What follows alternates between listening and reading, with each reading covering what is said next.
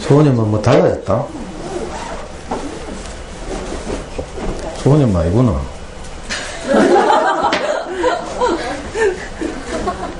난 이분이 소은이 엄마인 줄 알았는데 오늘 처음 보는 엄마야. 소은이 엄마 왔어? 부모도 엄마도 전멸이다.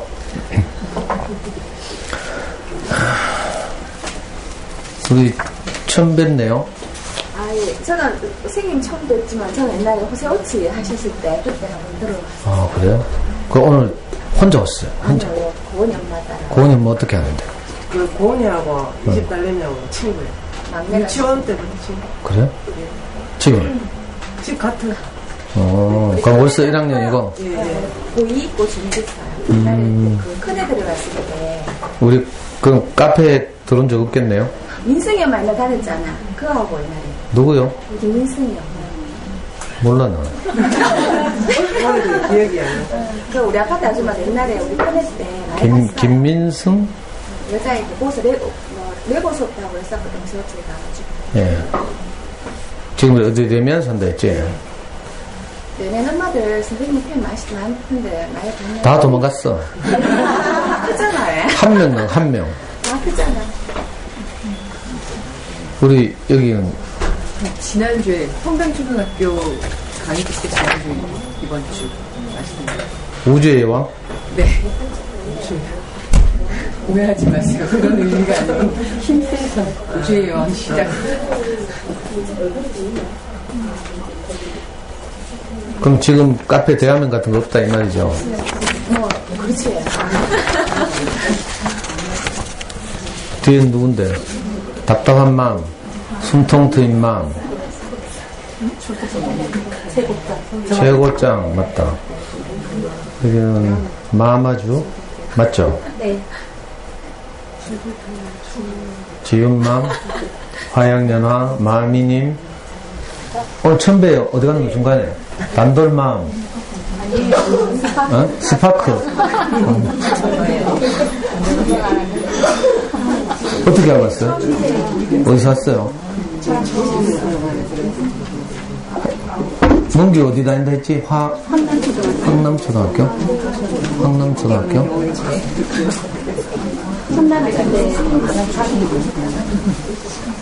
그럼 칠곡에서 왔어요? 애기 문기하고 같은 학년이고? 네. 그 뒤에도 처음 뵙니다? 네. 어디서 왔어요? 어제 검색하다가 검색하다가 어디서? 검색을? 아니, 검색을 어디서 했냐고요? 유튜브에서 했다, 뭐, 그 네이버에서 검색하는데 나와요? 네이버에 부모교육 뭐 이런 거 검색하니까 예. 그 기사가 뜨는데 영남에. 그래가지고 왔어요? 아, 요즘도 종이신문 보나 싶어가지고 별로. 근데 신기하게도 또 검색하니까 뜨는구나. 여기 아이파크 산다고요? 네. 2차, 1차. 1차예요. 가까워서 애기 몇 살? 7살, 3살. 아, 아직 학교는 안 들어갔고. 그 다음에 대한민국이 사이다라고? 몇 번 오도 안 왔죠? 아, 애기 아파가지고 이번에.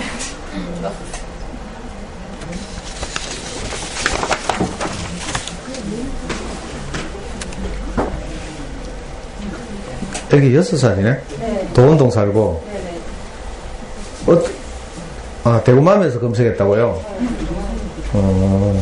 사랑스러운 너희님이 누군지 알아요? 대구맘에서 글 보고 왔다며. 그래, 혹시 모를까 싶어서. 대구맘에 글 쓰는 사랑스러운 너희님하고, 여기 연구소에 있는 모기님하고는 다중인격이야, 다중인격. 뭐, 23 퍼스널리티? 요즘 영화 중에 그거 있다며, 23 아이덴티티? 그거 속아가지고 많이 오지. 농담이에요. 그 다음에, 뒤엔 누구지? 알아야지. 그 다음에 미니리미님. 오늘 저 팀 늦게 왔구나. 저 구석에 앉아 있는 거 보니까. 여기 청대요? 네. 어떻게 하고 있어요? 고려도서관에 신문 수업였는데 거기서 저 일당이야. 민희리미님 일당이네. 거기 갔다가 선생님 소개로 여기 알게 됐어요. 선생님 소개로? 지난주에 제가 안 갔는데 그때 선생님 소개를 했어. 네, 선생님 연락일보도 같이 기사 보고 계속 며칠째 몇 번째 얘기를 계속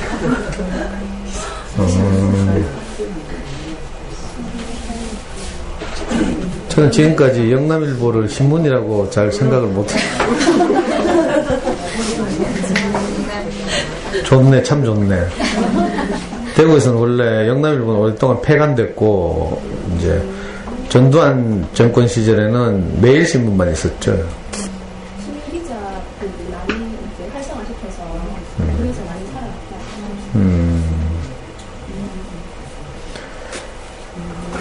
그리고 그 옆에는 소심혜아님 뭐라고 바꿨더라? 그레이스. 그 다음에, 아니, 이번 달에는, 이번 학기에는 안 빠지고 잘 온다? 두 분이?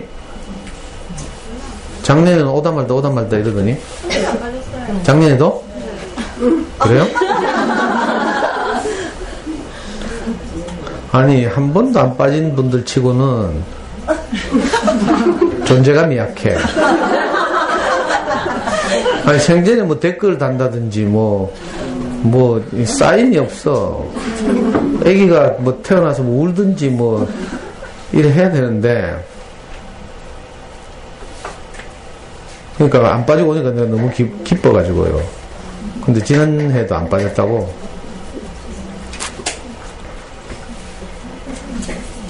우리 경수님은 내가 10시에 우리 집에서 보니까 카페에 접속돼 있던데? 강의 들으면서 와요. 핸드폰으로?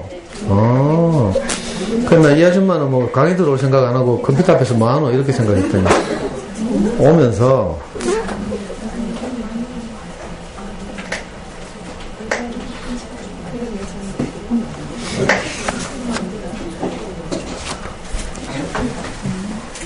또 그 뒤에는 자네 뭐더라 지혜돌이 대진초등학교 그 다음에 비령님하고 또 그 다음에 언제까지나 이번 학기 처음 오셨는데도 내가 이렇게 잘 기억한다? 나도 미스테리네. 보통 엄마들은요, 한 2년 정도 내가 계속 묻거든? 어디서 왔냐고? 한샘 다닌다 했죠, 한샘. 그리고, 아들 둘맘님, 그 다음에, 우리, 민희님 따로 저분은 대화명 이런 거 없죠? 아직 강의가 안 예. 인터넷 잘 못. 예. 나이가 약간 예. 못해가지고 나이가 못했습니다. 예. 아유, 안 해도 됩니다. 아니, 가입 안 해도 괜찮아요. 뭐, 강제조항 아니거든요. 그리고, 꿀성이 옆에는 없고, 뒤에는 프렌십, 그 다음에, 해피걸. 이게 다야? 어디 숨어 있는 사람 없어? 개똥이네? 아니, 댓글은 오만상 많이 다는데, 실제로 오는 사람은 없대. 제가 이번 주에도 여러 학교가, 내 학교가 저는 내 학교.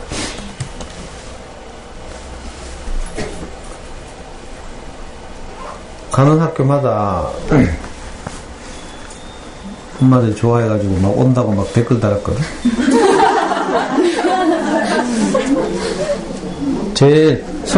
지난주구나, 이번 주는 아니고 성당초등학교 갔을 때는 그날 성당초 엄마들이 30명 가입했어요, 그 카페에.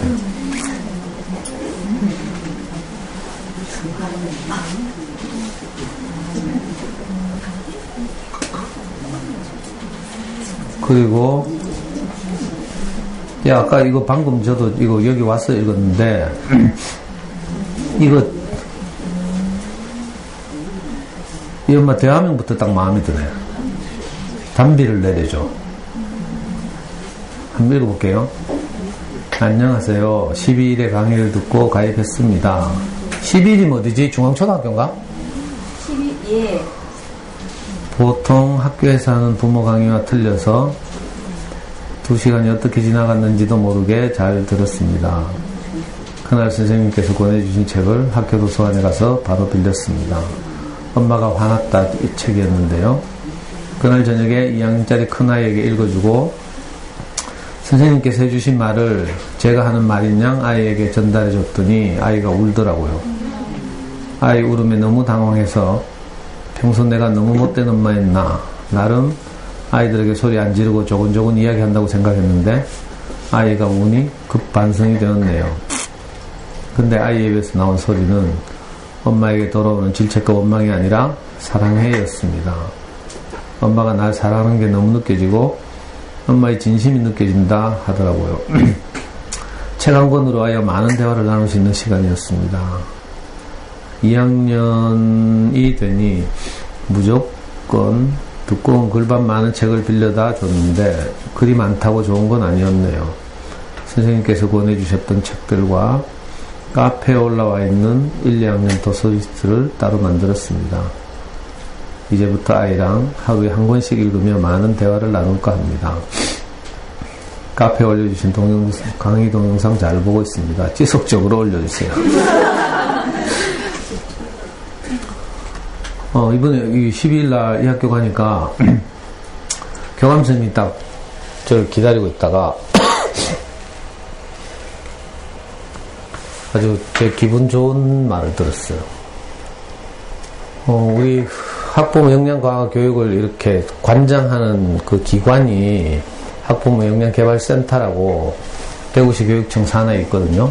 위치가 어딘가 하면 저기 대명동에 가면 삼각 노타리 그 부근이 있어요. 거기서 상설적으로 계속 학부모 교육을 하고 이러죠. 그 기관의 장이 방경권 선생님이라고 센터장인데, 그러니까 대구시 교육청에서 굉장히 그 고위직 공무원이겠죠. 이분 손녀인가? 이 학교에 다니는데, 그래가지고 이 학교, 이 교감 선생님이 자기 학교 강사들을 누구를 부를까 하고 물었대요. 그랬더니 그 센터장께서 저를 추천했다네?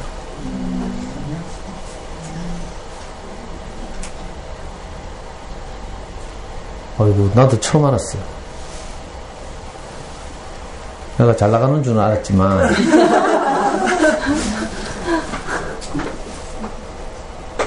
그래가지고, 그래서 그런지 그 학교는요, 교장선생님도 처음부터 끝까지 다 앉아있더라, 듣고. 대부분 앉아있는 척 하다 나가거든? 근데 딱 2번, 옛날에 대구 자연과학고등학교 갔을 때, 그 자연과학고등학교 교장선생님도 앉아있다가 같이 울고 뭐 이랬는데, 좋은 소식을 들었어요. 또 좀 기분 안 좋은 소식은, 모 초등학교 강의를 하러 갔다가 왔는데, 그 저를 불렀던 학부모부장님이 문자가 왔어요. 엄마들이 선생님 강의가 너무 좋다고 해요. 하면서, 하지만, 찌랄이라는 말은 좀 안 쓰고.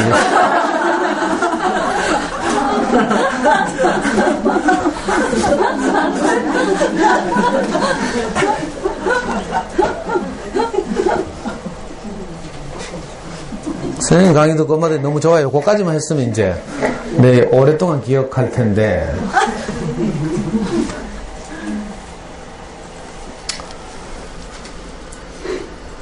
이게 지난주에 제가 말씀드린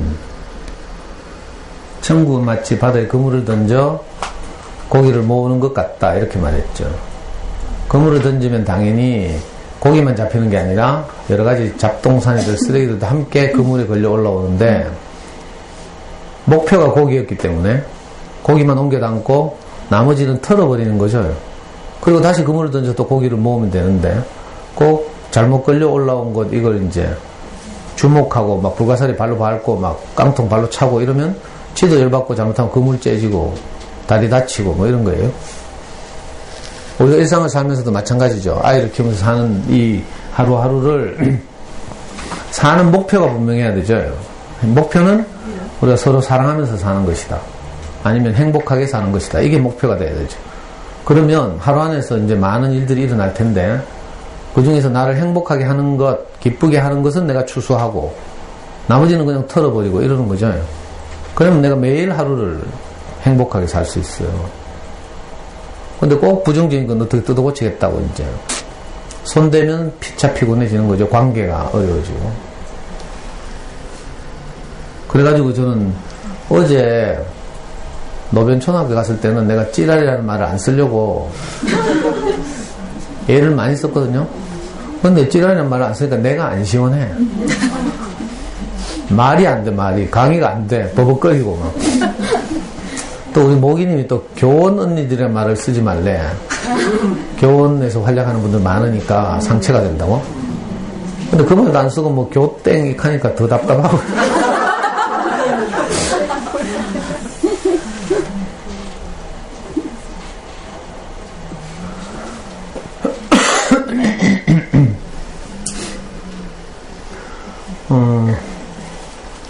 김영수 선생님 초청 상담은 매달 셋째 주라고 말씀드렸는데, 이번 달 셋째 주 같으면 내일이거든요, 내일. 그래서 내일이 아니라, 일주일 늦춰서 4월 22일 토요일 날, 오후 2시에,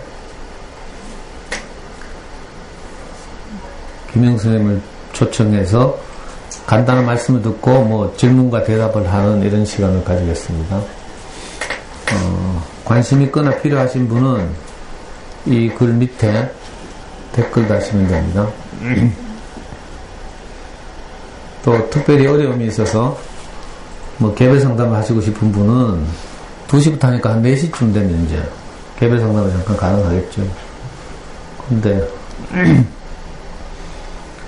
그리고 또 우리 연구소에서 보통 한 달에 한 번씩 한 학기에 한 번 정도 인문학 기행을 이제 연구소 식구들이 함께 가는데, 이번에는 5월달에 가죠, 5월달에요. 제가 오늘 오후라도 글을 올리려고 합니다. 이 노란색이, 이게 뭐야?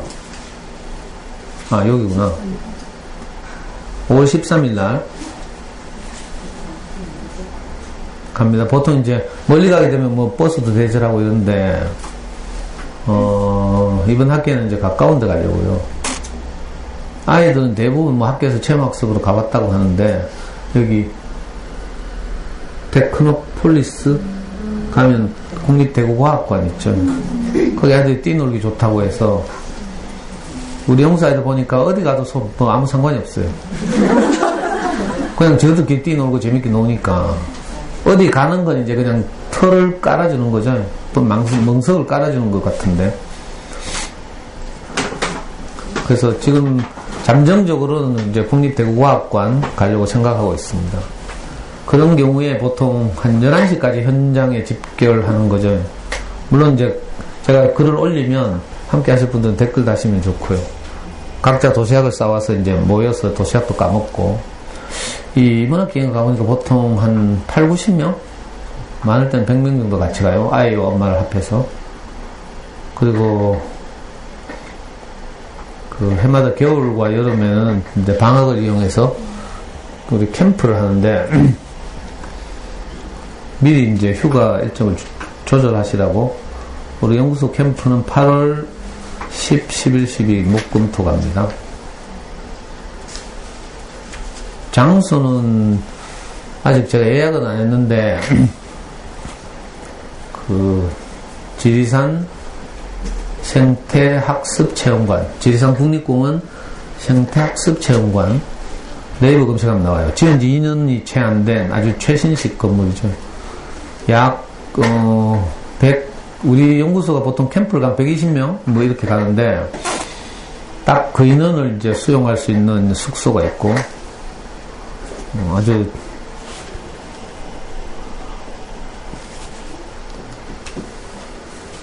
깨끗하고 이런 데다가 바로 옆에 이제 화엄사 계곡이 흐르고 있어서 뭐 아이들 물놀이 하기도 괜찮은 것 같고 또 여기 가면 이제 어린이를 위한 프로그램들이 있어요. 지산 생태 체험이라고 해서 뭐 반달 사슴곰의 일생에 대해서 알아볼 수도 있고요. 또 지산의 뭐 자연과 뭐 경관에 대해서도 공부하고 이런 이제 캠프가 그 프로그램이 있어서 지금까지 캠프는 이제 엄마들만 특강을 듣고 나누는 시간을 가지고 아이들은 그냥 계속 창의적으로 자기들끼리 놀았거든요. 근데 이번에는 이제 아이들에게도 프로그램을 제공해서 한번 해보려고 하고 있습니다. 예년의 경우 보통 참가비는 1인당 10만원 정도 들었어요. 참가비 어떻게 계산하는가 하면 여기 왔다 갔다 하는데 드는 총 경비를 나누기 n 하는 거죠. 참가자 수로 나눠요. 물론 식비 뭐 이런 걸 다 포함해서 그랬을 때 보통 10만원 남짓 들었어요. 물론 이제 저나 모기님이나 이런 몇몇 분들은 공짜로 끼어서 가고요. 뭐 저희도 영리를 목적으로 하는 게 아니기 때문에 최선을 다해서 이제 비용을 절감하겠지만 그래도 예를 들어서 아이들이 뭐 2-3명 있고 이러면 2명 있으면 엄마하고 가면 3명이잖아요. 벌써 수십만 원이 드는 것이라서 신청하면 누구나 갈 수 있는. 그렇죠. 와서 실망할지도 모르지만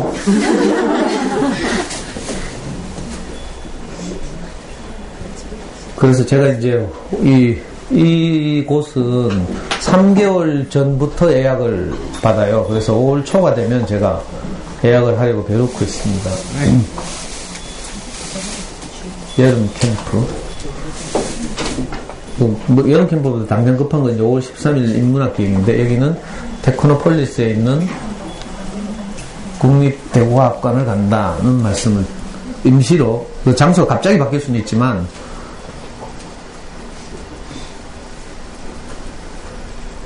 그리고 요즘 제가 정말 참 기분도 좋고 감사한 일들 중에 하나가 이제 4, 5, 6월달 또 9월, 10월달에 이제 학교 강의를 거의 매일 나가는데 신기하게도 이제 나가다 보면 학교마다 우리 첩자들이 있어서 그 학교의 아이를 이제 두고 있는 우리 엄마들이 뭐 제가 아무도 아니 제가 간다고 보내도 막 반가워서 식당을 예약하고 막 선생님 뭐 좋아하세요 하고 막 이래가지고 가는 학교마다 이제 그 동네에서 제일 맛있는 음식을 제가 얻어먹고 이래서 너무 진짜 기분 좋고요. 감사하고 그렇거든요. 이번 주에도 내 학교로 갔는데 진천초등 갔을 때는 우리 크리스탈님이 맛있는 무슨 찜이더라? 가오리찜인가? 를 대접받아고 저와 같이 책벌 수업하는 꼬마가 지훈이가 이 학교 다니거든요. 제가 지훈이 교실에 찾아가니까 수업 중인데 지훈이가 막 손을 흔들면서 상도쌤이다 하면서 또 막 틈나니까 복도에 뛰어나와가지고 막 저하고 사진도 찍고 막 이랬어요. 신서초등은 아무도 아는 사람이 없어서 쓸쓸하게 연구소로 돌아와서 라면을 먹었습니다. 우리 중앙초등에는 제가 재작년 또 3년 전도 계속 가가지고 이제 우리 연구소에 오시는 분들이 좀 있어서 오늘 안 왔네 또 써니윤희 님하고 이진희 님이라고 있는데 그분들이 그 MBC 내거리 뒤편에 있는 또 맛있는 집에 데리고 가서 어제는 우리 연구소에 누구더라? 이쁜 콩이라는 분이 있어요. 오프라인에는 거의 안 오고 연구소에 토요일날 한두 번 오신 분인데 시청 공무원이거든요. 어제 휴가를 내고 와가지고 또 그 동네에서 가장 맛있는 집에 데리고 왔어요. 근데 신기하게도 이쁜 콩님 바로 옆자리에 우리 교회 제 동생이 근무하고 있어. 교회 동생. 그래가지고 그 친구까지 휴가 내러 와가지고 너무 신기한 인연이잖아요. 그래가지고 그럼 혹시 제가 이제 여러분들 아이들 다니는 학교에 안 가는 학교들이 많죠. 원래 56개인가 가는데 대구에 학교가 뭐 200 몇십 개 있으니까 4분의 1밖에 못 가요. 혹시 이제 자기 학교 안 오신다고 섭섭해하지 말고 동네 인근 학교에 오거든. 출장 나오면 돼. 꼭 자기 학교 와야 돼요. 옆 학교에 오면 되지. 출장 나와가지고 맛있는 거 사주면 돼요.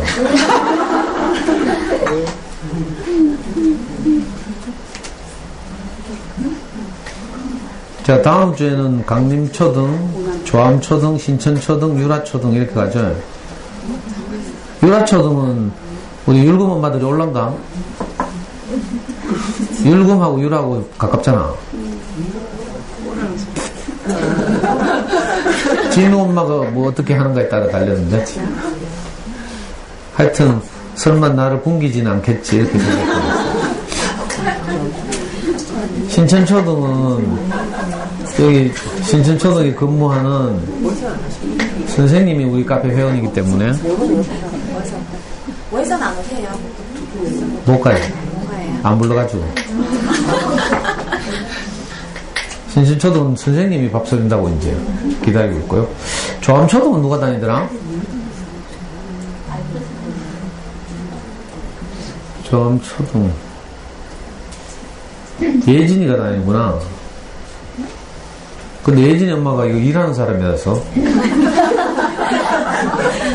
예진이하고 4학년 아이가 조암초등 다니는데 그 엄마는 커피숍 하거든요. 그래가지고 올란가 확신할 수가 없는데 강림은 어디지? 강림초등 70인가? 옥포요? 여긴 또 굶게 생겼네. 예.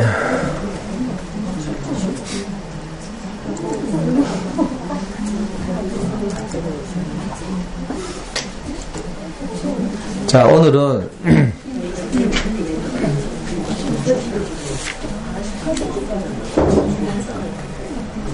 모기님, 예. 떠들지 마라 좀.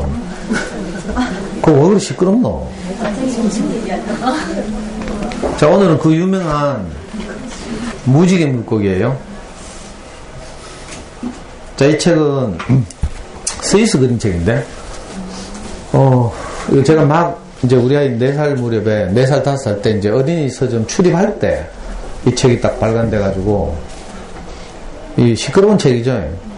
이게 좋은 평가가 있는 반면 또 부정적인 평가도 있고 아주 시끄러운 책이에요.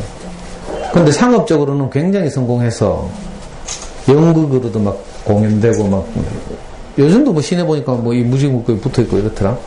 어린이 연극도 많이 하고 이러죠. 엄마들 구미에 딱 맞는 책이죠. 친구들 사귀려면 뭐 비늘을 나눠줘야 된다 카더라 하면서 막 억지로 장난감 뺏어가 옆에 친구 주고 막 꼬마들 보통 놀다 보면 옆집에 놀러 와도 지 장난감 잘 안 줄락 하고 막 이러잖아요. 근데 엄마들이 막 이 책 읽히고 나서 막 책 받잭 하면서 막 이게 완전 애 조지는 거라. 엄마들 생각을 아이들한테 강요하는 거죠. 그래서 이 무지개 물고기 보면 그죠, 강요된 나눔이다 이런 비평도 있어요. 아직 어린 아이들에게 자기밖에 모르는 아이들이 자기 것을 막 움켜쥐고 이러는데 엄마들이 이제 막 앞장서서 이 책 막 강제로 읽히고 이 책의 교훈을 강제로 막 실천하게 하고 이런 막 하여튼 그래서 문학적으로는 그렇게 막 각광을 받는 그림책은 아닌데 상업적으로는 굉장히 성공해서 유치원 같은 데서 다 이 그림책 가지고 뭐 하고 뭐 독후 활동도 수천 종류가 나와 있죠. 전 테크닉 있으신 선생님들은 뭐 진짜 막 입체적인 무지개 물고기 만들기도 하고요. 애들한테 화려하게 막. 그래서 한번 우리는 그럼 어떻게 나눌까? 이걸 한번 같이 생각해 보자는 거예요.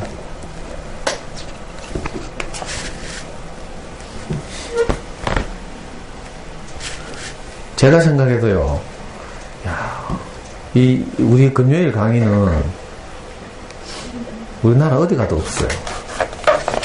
지금 저 안에 들어가면 제 책장에 그림책에 관한 설명이나 해설서들 막 수십 권 있거든요. 어떤 책을 읽어봐도 다 거기서 거기에요. 뭐 이건 생태동화닥 해사코, 뭐 이건 인성동화닥 하고 뭐 전부 이런 식이죠. 무지개 물고기. 우리가 잘 접하기 어려운 이제 스위스 출신의 스위스 그림책이라는 점이 좀 독특하고요. 마르쿠스 피터스. 이게 아주 젊은 작가죠. 이 작가에 대해서 뭐 궁금하신 분은 네이버 검색어로 보시면 됩니다. 저는 별로 안 궁금해가지고.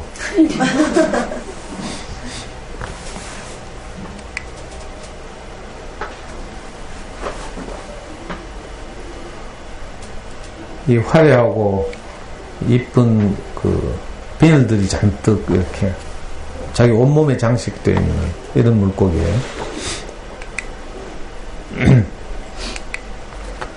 저 멀리 깊고 푸른 바다 속에 물고기 한 마리가 살고 있었습니다. 그 물고기는 보통 물고기가 아니라 온 바다에서 가장 아름다운 물고기였습니다. 파랑, 초록, 자줏빛 비늘 사이사이에 반짝반짝 빛나는 은빛 비늘이 박혀 있었거든요. 다른 물고기들도 그 물고기의 아름다운 모습에 감탄했습니다. 물고기들은 그 물고기를 무지개 물고기라고 불렀습니다. 물고기들은 무지개 물고기에게 말을 붙였습니다. 예, 무지개 물고기야. 이리 와서 우리랑 같이 놀자. 하지만 무지개 물고기는 한마디 대꾸도 없이 잘난 체 하면서 휙 지나가 버렸습니다. 예쁜 비늘을 반짝이면서 말이에요. 어느 날 파란 꼬마 물고기가 무지개 물고기를 따라왔습니다. 파란 꼬마 물고기는 무지개 물고기를 불러 세웠습니다. 무지개 물고기야, 잠깐만 내려와봐. 넌 반짝이 비늘이 참 많구나. 나한테 한 개만 줄래? 네 반짝이 비늘은 정말 멋있어. 무지개 물고기는 버럭 소리를 질렀습니다. 내가 가장 아끼는 건데 달라고? 네가 뭔데 그래? 저리 비켜. 파란 꼬마 물고기는 깜짝 놀라서 도망가 버렸습니다. 파란 꼬마 물고기는 어찌나 마음이 상했는지 친구들에게 그 일을 일러 바쳤답니다. 그 뒤로는 아무도 무지개 물고기랑 놀려고 하지 않았습니다. 무지개 물고기가 다가오면 모두들 자리를 피해버렸습니다.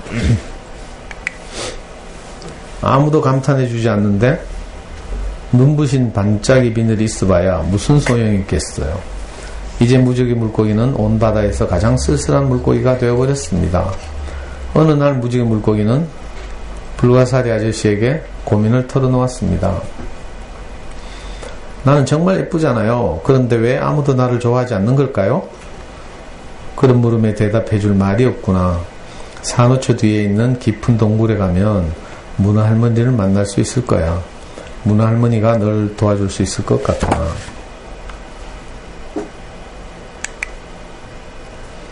무지개 물고기는 동굴을 찾아갔습니다.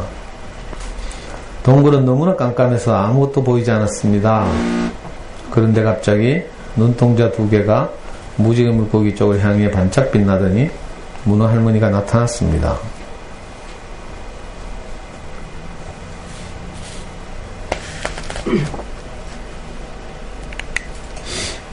문어 할머니는 나직하면서도 힘이 있는 목소리로 말했습니다.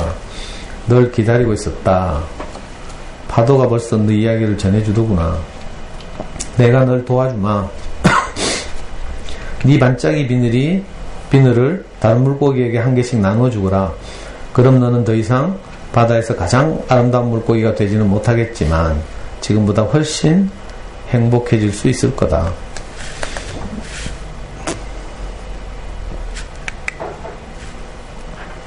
싫어. 무지개 물고기가 막 말을 꺼내려는데 문어 할머니는 이미 까만 먹물을 내뿜고는 사라져 버렸습니다. 내 비늘을 나눠주라고? 이렇게 예쁜 비늘을? 안 돼. 반짝이 비늘이 없으면 난 행복하게 살 수 없는걸? 순간 무지개 물고기는 꼬리 지느러미 쪽으로 물결이 살랑이는 것을 느꼈습니다. 파란 꼬마 물고기가 돌아온 거예요. 무지개 물고기야, 제발 화내지 마. 난 그냥 작은 비늘 한 개만 갖고 싶었을 뿐이야. 무지개 물고기는 마음이 흔들렸습니다. 아주 조그만 반짝이 비늘 딱 한 개뿐인데 뭘. 한 개쯤은 없어도 괜찮을 거야. 무지개 물고기는 조심스럽게 가장 작은 은빛 비늘 한 개를 뽑아서 파란 꼬마 물고기에게 주었습니다. 고마워, 정말 고마워. 파란 꼬마 물고기는 좋아서 물거품을 뽀글뽀글 내뿜으며 반짝이 비늘을 파란 비늘 사이에 끼웠습니다. 무지개 물고기는 기분이 조금 이상했습니다. 그래서 파란 꼬마 물고기가 반짝이 비늘을 달고 앞으로 뒤로 헤엄치는 모습을 한참 동안 가만히 지켜보았습니다. 파란 꼬마 물고기는 비늘을 반짝이며 바닷속을 씩씩 헤엄쳐 다녔습니다. 얼마 뒤 다른 물고기들도 무지개 물고기 주변으로 몰려들었습니다. 자기들도 반짝이 비늘을 갖고 싶었거든요. 무지개 물고기는 반짝이 비늘을 하나씩 뽑아서 나누어 주었습니다. 나누어 주면 줄수록 기쁨은 더욱 커졌습니다. 무지개 물고기를 둘러싼 바다는 반짝이 비늘로 가득해졌습니다. 그제야 무지개 물고기는 마음이 편안해지는 걸 느꼈습니다. 마침내 무지개 물고기에게는 반짝이 비늘이 딱 하나만 남았습니다. 무지개 물고기는 가장 아끼는 보물을 나누어 주었지만 무척 행복했습니다. 다른 물고기들이 무지개 물고기를 불러냈습니다. 무지개 물고기와 이리 와서 우리랑 같이 놀자. 그래, 곧 갈게. 무지개 물고기는 기분이 좋아서 첨벙첨벙 헤엄치며 친구에게 갔답니다.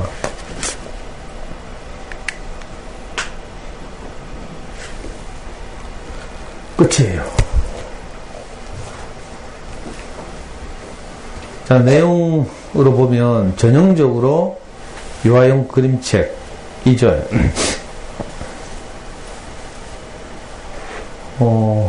그래서 이제 유치원에서 이걸 많이 사용하기도 하고, 아까 말씀드린 것처럼 엄마들도, 그죠? 꼬마들끼리 놀 때 막 서로 지꺼 앉으려고 또 어떤 애는 막 친구가 가지고 있는 거 막 탐나가지고 막 뺏으려고 하고 울죠? 모처럼 엄마들 만나서 수다 떨려고 하는데 애들끼리 싸우고 울고 있으면 이 참 천불 나잖아요, 속이. 그래서 니 무지개 물고기 안 읽어봤나? 하면서 막 비늘 나눠주니까 친구가 생기지? 하면서 막 전부 이렇게 이제 이런 수준에서 우리가 나누고 하는 거죠. 근데 좀 더 이제 깊이 한번 생각해 보겠습니다. 여기 보니까 무지개 물고기는 자기 비늘이 자기를 가장 행복하게 하는 것이라고 생각했어요. 그러니까 우리가 물질적으로 비늘, 뭐 장난감 이렇게만 생각할 일이 아니고, 자, 각자 우리 안에 나를 가장 행복하게 할 것이라고 생각했던 어떤 것들이 다 있겠죠. 그게 이제 자기 비늘이에요. 저도 제 인생을 행복하게 할 것이라고 생각했던 많은 것들이 있었거든요. 근데 막상 살아보면 나를 행복하게 할 거라고 생각했던 그것이 나를 행복하게 하지 못해요. 참 이상한 일이 벌어져요. 어쩌면 오히려 행복을 방해하는 것일 수도 있어요. 심하면. 우리가 뭐 너무 수준 낮은 이야기지만 가장 대표적인 것이 돈이죠. 돈, 물질. 자본주의 사회에서 가장 소중하고 또 성실하게 살아서 모아야 될 것이고 이런데, 물질이 우리 인생을 행복하게 할 것이라고 생각했죠. 생활에는 반드시 필요한 것이지만 어떤 측면에서 보면 우리가 이 돈을 제대로 관리하고 사용하는 능력이 없으면요, 돈 때문에 오히려 어려움을 겪어요. 저는 너무 이제 뭐 많은 철학자들이나 뭐 종교에서나 많이 말을 하기 때문에 뭐 이걸 다시 언급한다는 건 좀 어리석은 일 같기도 하죠. 근데 현실 안에서는 아주 작은 일로 진짜 사이가 갈라지죠. 저는 이런 거 진짜 많이 봤어요. 우리 큰 집도 그렇고요. 뭐 보통 보니까 뭐 행사 때문에, 뭐 시아버지 칠순 때문에 형제가 얼마씩 낼까 이래가지고 뭐 하다가 평소에 쌓인 것까지 튀어나오면 큰 싸움 나죠. 좀 이거 위기 리스크 관리 잘하는 가족들은, 남매들은 적당히 이렇게 해가지고 뭐 뿜빠이 하는데, 내 강의 때 자주 말씀드렸죠. 이거 정말 미묘한 문제거든요. 제가 헌법에, 사법시험에 나온다 했죠? 사법시험에 보면 이런 거 있어요. 실질적 평등과 형식적 평등에 대해서 설명하시오, 뭐, 논하시오, 이런 거 있어요. 예를 들어, 미국의 어떤 사립고등학교가 흑인들에게 쿼터제를 실시하는 거라. 사립고등학교 학비도 비싸고, 뭐, 어렵고 이러니까, 그죠? 우리말로 하면 이제 금수저나 이런 가족 자제들이 많이 이제 입학하게 되고, 흑인이나 아시아계 사람들에게는 입학 기회가 아주 줄어드니까, 그걸 배려하기 위해서 이제 사회적 약자를 배려하는 이런 입시 정책을 이제 쓰겠죠. 그래서 흑인에게는 뭐 예를 들어서 정원의 20% 내에서 우선 선발한다든지 뭐 이런 거 있잖아요. 우리나라도 그런 거 좀 있거든요. 뭐 여성 뭐 고용 뭐 아니 뭐 장애인 고용 할당제도 있고요. 뭐 여성 쿼터제도 있고 뭐 이런 것도 있어요.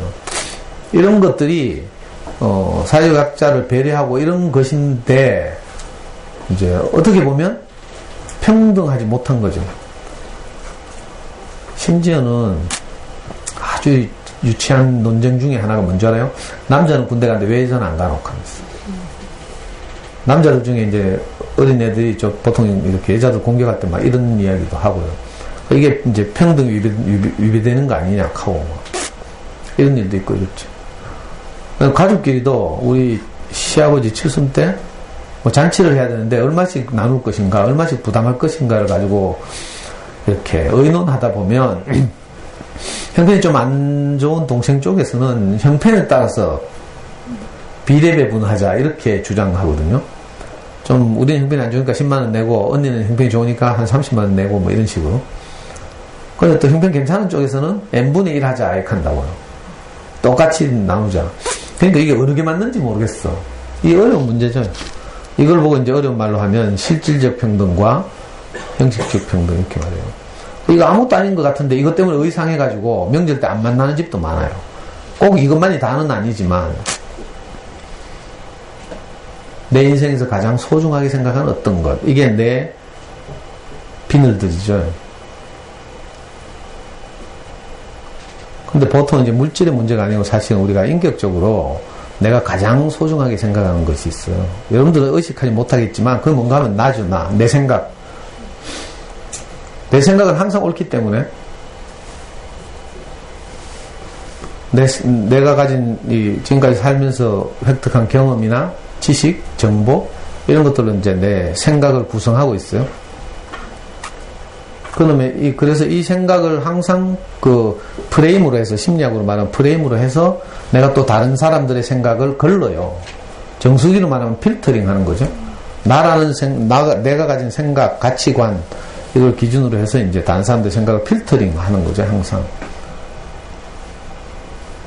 그리고 나와 다른 사람에 대해서 용인이 잘 안 되고요. 뭐 멀리 남은 괜찮지만 특히 함께 살아보면 나와 다른 가족들의 어떤 것에 대해서 내가 용납이 잘 안 되죠.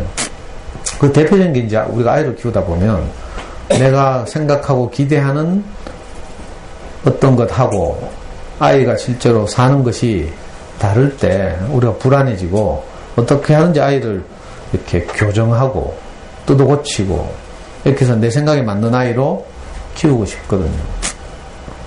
그러니까 내 생각이 너무 소중하니까. 신기하게도 근데 그 과정을 통해서 아이는 어때요? 점점 자존감을 잃어가는 거죠.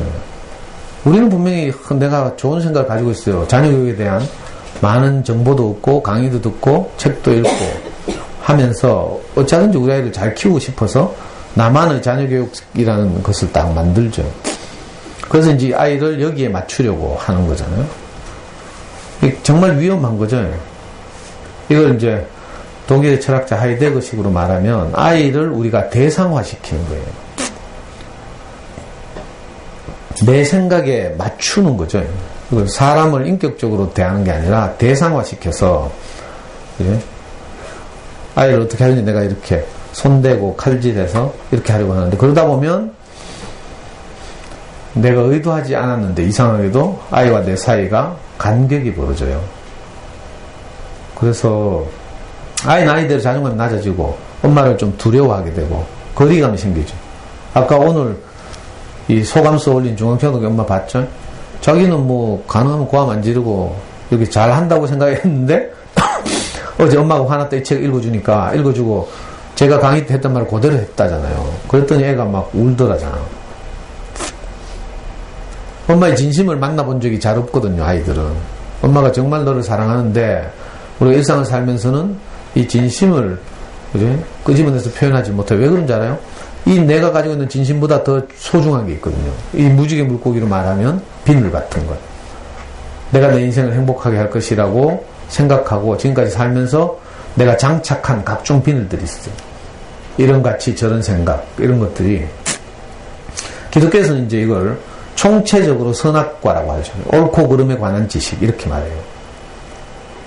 근데 신기하게도 이 옳고 그름에 관한 지식이 내게 잘 장착되어 있을수록 내가 상대방과의 관계는 어려워지는 거죠. 여러분들 이거 다 결혼했지, 거의. 부부가 함께 살아보면 이거 제일 극명하게 드러나죠. 25, 30대 동안 각자 친정과 시댁이라는 환경에서 각자 다른 문화에 젖어서 살아왔어요. 그죠? 그래서 막상 같이 한번 딱 살아보면 처음에는 연애할 때는 찌진 붙여가지고 몰라? 연애할 때 되면 무슨 뇌에서 무슨 호르몬이 분비되는데 그게 몇 달 간다 하더라? 석 달인가 넉 달 간다 하죠? 그거 지나가면 이제 끝이라. 그러니까 빨리 석 달, 넉 달 안에 결혼해야 돼.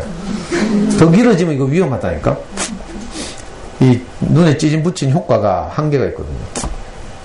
그래서 그렇게 불꽃 같은 사랑을 하고 결혼을 했는데 막상 결혼해서 같이 살아보면 어때요? 처음에는 뭐 맞는 것 같고 취미도 같은 것 같고 뭐 영혼의 대화가 될 것 같고 막 이랬는데 함께 살아보니까 맞는 게 하나도 없죠. 저 인간이 저 수준이었나 막 이런 생각이 들고 막 이 비극이에요, 비극. 왜 그런지 알아요? 연애할 때 그 청년하고 지금의 남편이 다른 게 아니고 함께 살면 내게 장착되어 있는 온갖 종류의 비늘들이 등장하는 거죠.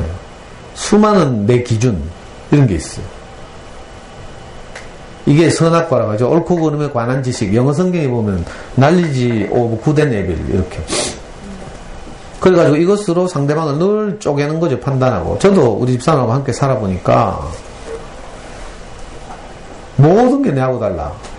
심지어는 방귀 끼는 스타일도 내하고 달라.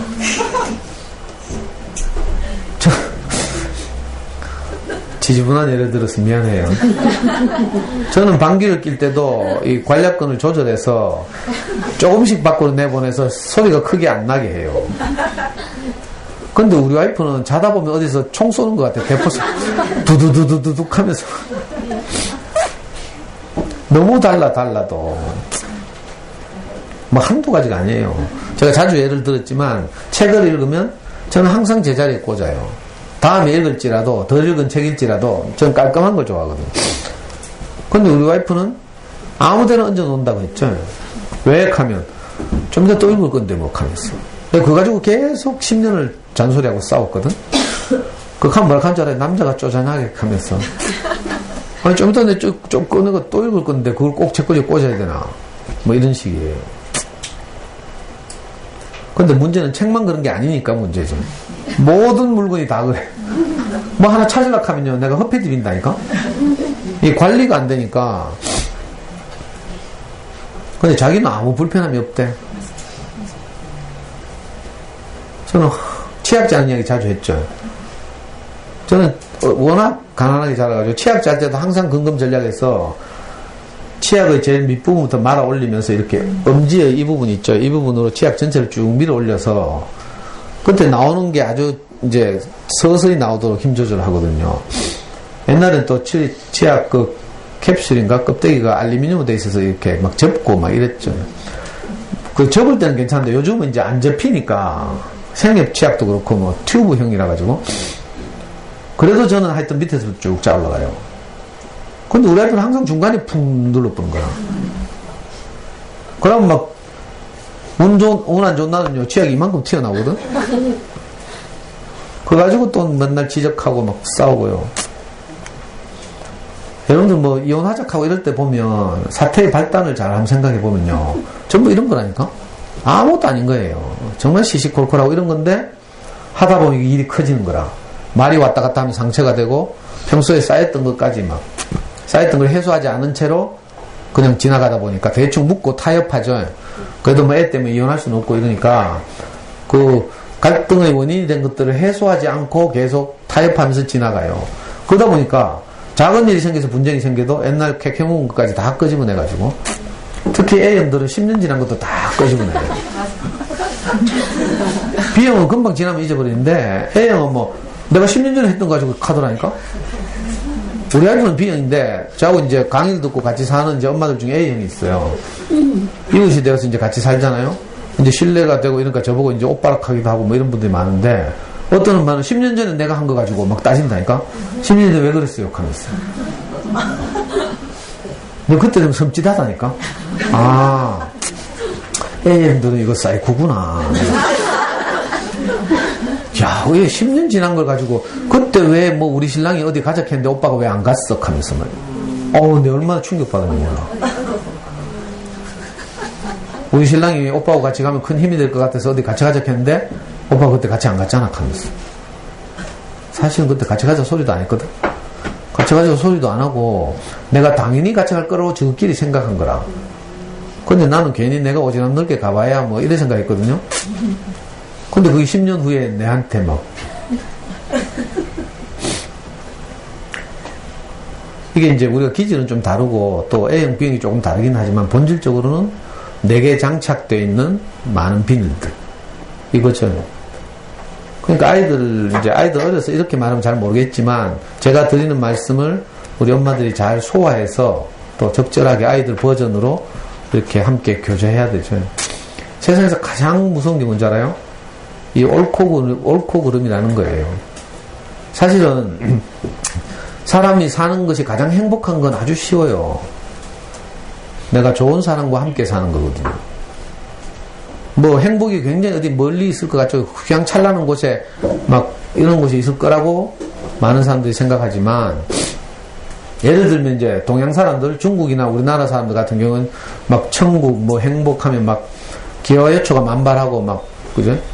신선이 돋보 있고 막 하얀 수염을 기르고 있고 돌아다니고 뭐 바둑 두고 있고 뭐 이런 곳이 이제 뭐 무릉도원 보통 이런 식으로 안개가 자욱하고 동양화에 나오는 그런 경치를 배경으로 해서 이런 곳이 천국이라고 생각하거든요. 그리고 미국 사람들 고정관념 속에는 캄캄한 터널 끝에 있는 밝게 빛나는 어떤 세계, 이걸 천국이라고 생각해요. 영미권에서는 보통 아이들 체벌할 때 가두거든요. 목욕탕이나 창고 같은데 가두는 체벌을 해요. 그러니까 항상 캄캄한 데서 공포에 이제 어릴 때부터 이제 질리는 거죠. 그래서 영미권에서 나온 그림책 보면 항상 터널을 지나가면 뭐 밝고 환한 세계가 펼쳐진다니까? 비밀의 화원, 뭐 이런 거. 그러니까 바로 그런 곳, 어둠이 끝없이 이어지는 터널 같은 어둠이 끝나고 환하고 밝은 곳에 아름다운 꽃들이 피어 있고 정원이 펼쳐져 있고 이런 것이 천국이라고 생각하고 이게 이제 물질적인 개념이죠. 우리나라 사람들도 다 그렇게 생각해요. 그래? 안개 자국하고 막 금강산 같은 곳이 예를 들면 막 펼쳐져 있고 거기 신선이 돋보 있고 돌아다니고 막 이런 중국의 그 도가사상의 영향을 받아서 무릉도원 같은 곳. 세 각국마다 이제 문화나 민족의 역사에 따라서 이 고정관념이 다 다른 거죠. 근데 알고 보면요, 천국은 이거 좀 웃자고 하는 이야기니까 너무 오해하지 말고 천국은 시어머니 없는 곳. 안 그래요? 농담이에요. 그러니까 내가 가장 불편한 뭐 이런 사람이 천국인 거죠. 그러니까 내가 정말 함께 있으면 즐겁고 행복한 이런 사람들과 함께 있는 것, 이게 천국이에요. 가장 1차적으로 가족들과 그렇다면 그 자리가 천국이죠. 그래서 예수라는 사람도 그렇게 말했어요. 천국이 여기 있다 저기 있다 못할지니 너희들 가운데 있느니라, 이렇게 말했어요. 그 천국은요 관계 속에 있다는 말이에요. 관계 속에. 이걸 잘 모르니까 이제 뭐 죽고 가면 어떤 곳이 있다 이렇게 기독교에서 왜곡시켜가지고 죽고 가면 어느 가는 세계가 있대. 근데 또 죽기는 싫어한다? 죽으면 천국이 있는데 못은 되죠, 못은. 사실은 사람을 얻는 일이 인생에서 가장 행복한 일이죠. 뒤늦게 이제 무지개 물고기가 이걸 깨닫는 거예요. 그래서 맨날 쫓아다니는 그 꼬마 물고기한테 비늘을 하나 줘보면서 약간 느끼는 거죠. 뭔가 여기 보니까 뭐라고 돼 있더라?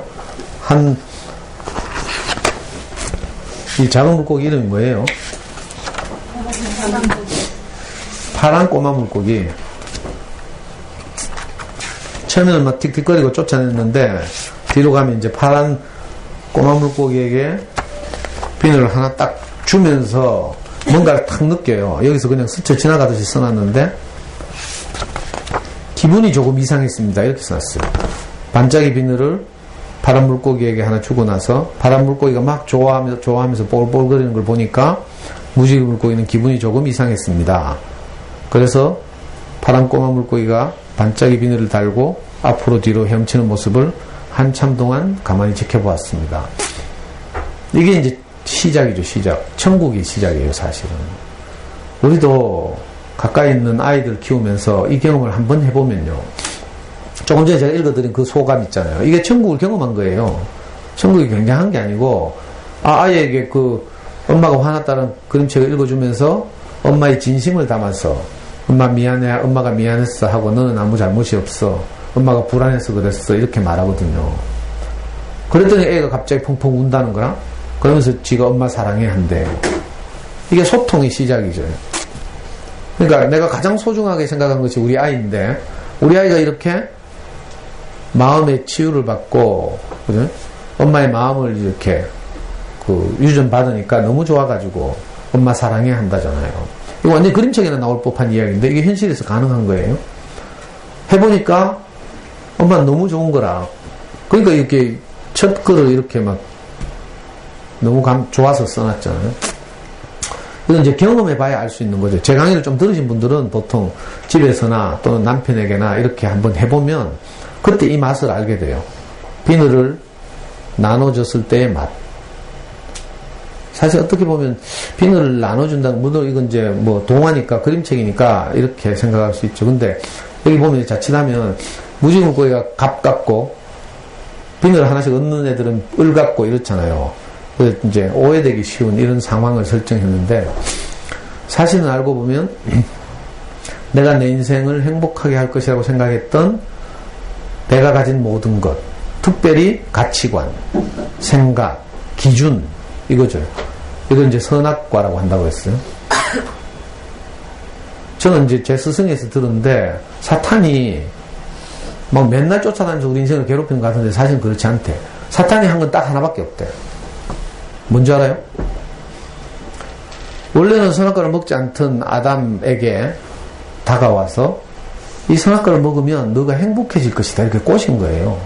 물론 성경적 표현은 행복해질 것이다가 아니고 너희들이 하나님처럼 될 것이다 이렇게 꼬셨어요. 하나님처럼 된다는 말은 내가 내 인생을 내 멋대로 살 수 있다 이 말이죠. 아무런 제한을 받지 않고. 그러니까 사실은 우리 소원이 다 그거잖아요. 내 인생을 내가 생각하던 대로 경영할 수 있다. 이거죠. 이게 하나님처럼 되는 거거든요. 그러니까 아담과 하와가 딱 들어보니까 너무 그럴듯하거든. 아 그래? 선악과만 먹으면 내가 내 인생을 내 마음대로 살 수 있어? 그럼 진짜 행복하겠네? 이렇게 된 거예요. 그래서 선악과를 또 먹었잖아요. 물론 이건 원시적으로 뭐 수천 년 전 이 표현 양식이니까 이제 뭐 나무 열매라고 이제 풍자한 거죠. 선악을 알게 하는 나무 열매. 이렇게 이제 비유했는데, 왜냐하면 수천 년 전에는 이렇게 수렵이나 채집해서 먹고 살았다고 했죠. 그러니까, 단백질이 부족하면 토끼 같은 거 이제 사냥해서 먹고 살고, 그 다음에 나무 돌아다니면서 나무 열매 같은 거 따먹고요. 또 이파리나 이런 것 중에서도 뭐 먹을 만한 거 먹고 이랬죠. 농경이 시작되기 전에는. 그래서 이렇게 원시적으로 표현하고 있는 거죠. 그러니까 선악과라는 건 뭔가 하면 우리가 어떤 말을 듣고 내 안에서 소화된 어떤 것, 이걸 말하는 거죠. 양식이란 것이 생물학 육체적 양식도 있죠. 육체적 양식은 밥이죠, 밥. 근데 우리 인격적 양식이 있어요. 사람은 밥만 먹고 못 살거든요. 밥만 먹고 사는 게 아니라 내 영혼이 만족해야, 정신세계가 만족해야 내가 살 수 있어요.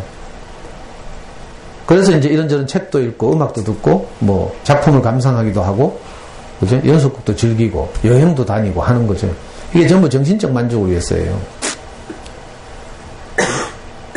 근데 신기하게도 우리가 나도 모르는 사이에 우리가 선악과를 먹었어.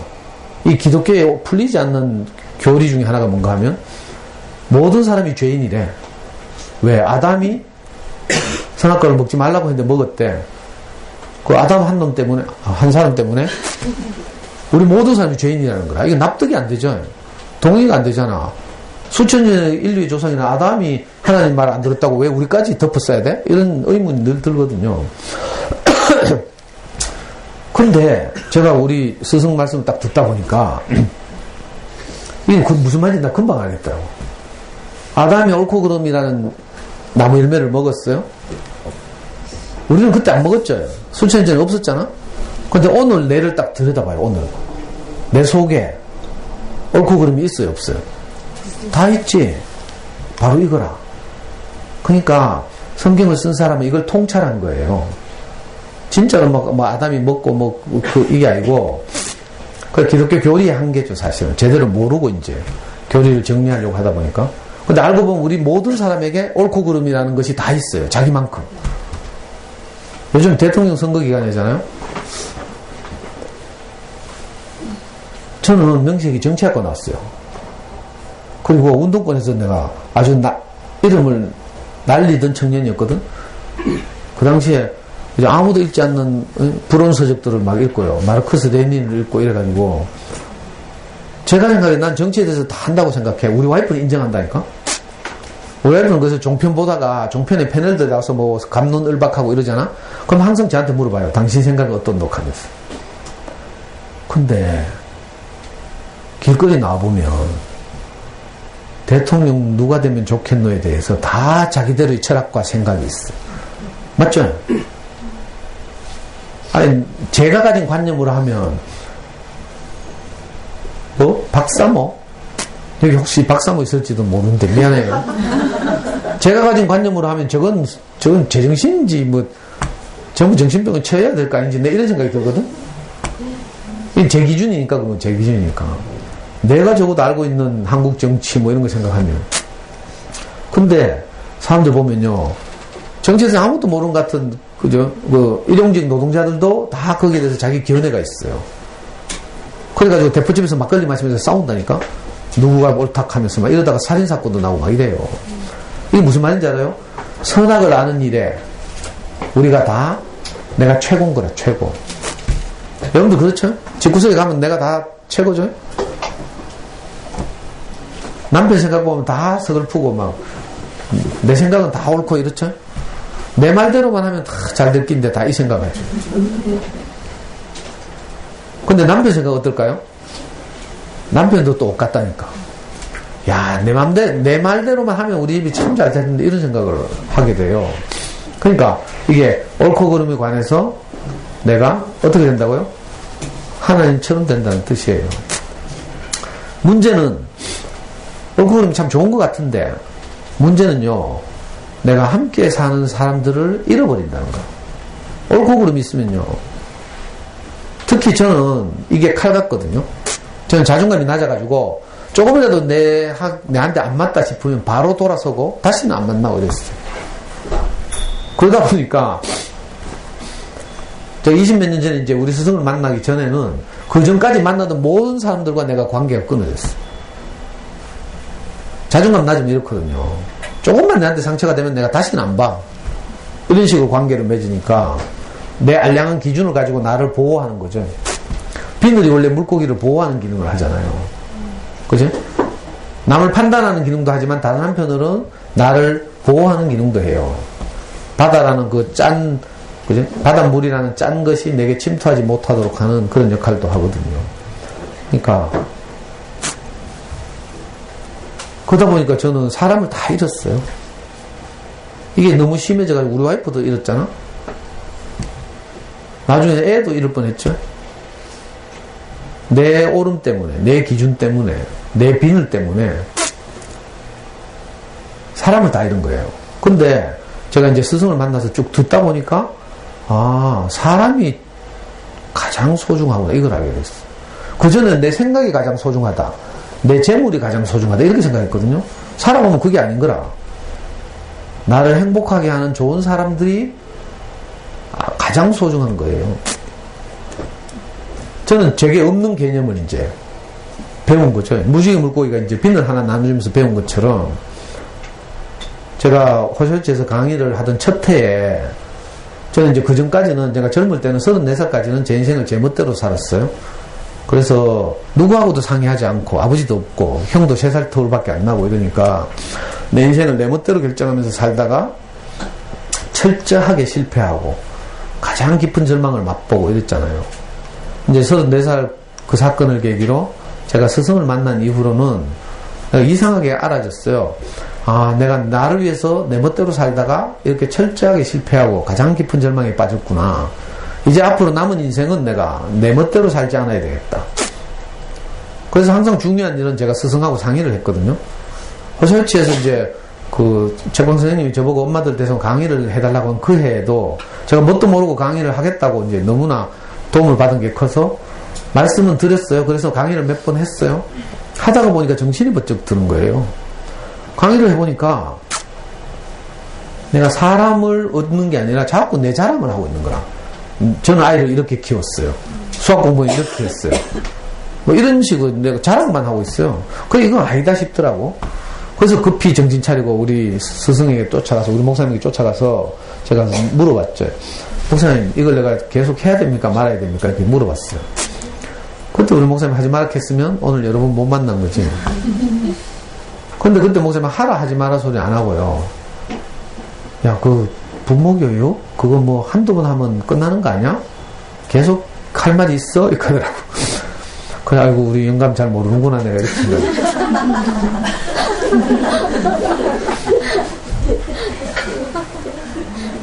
지금은 이제 우리 목사님 생각이 달라져서 설교하다가도 제 이름을 언급해요. 상도 형제가 막 하면서 막 우리 교회 보면 상도 형제 강의를 듣다가 따라온 자매들이 너무 많다 하면서 막 이렇게 하기도 하고요. 그때 목사님이 딱 그때 언제고 30 넘고 40 호시오치 강의를 처음 시작할 때니까 40대 초반? 중반? 이랬는데 40대 중반이구나.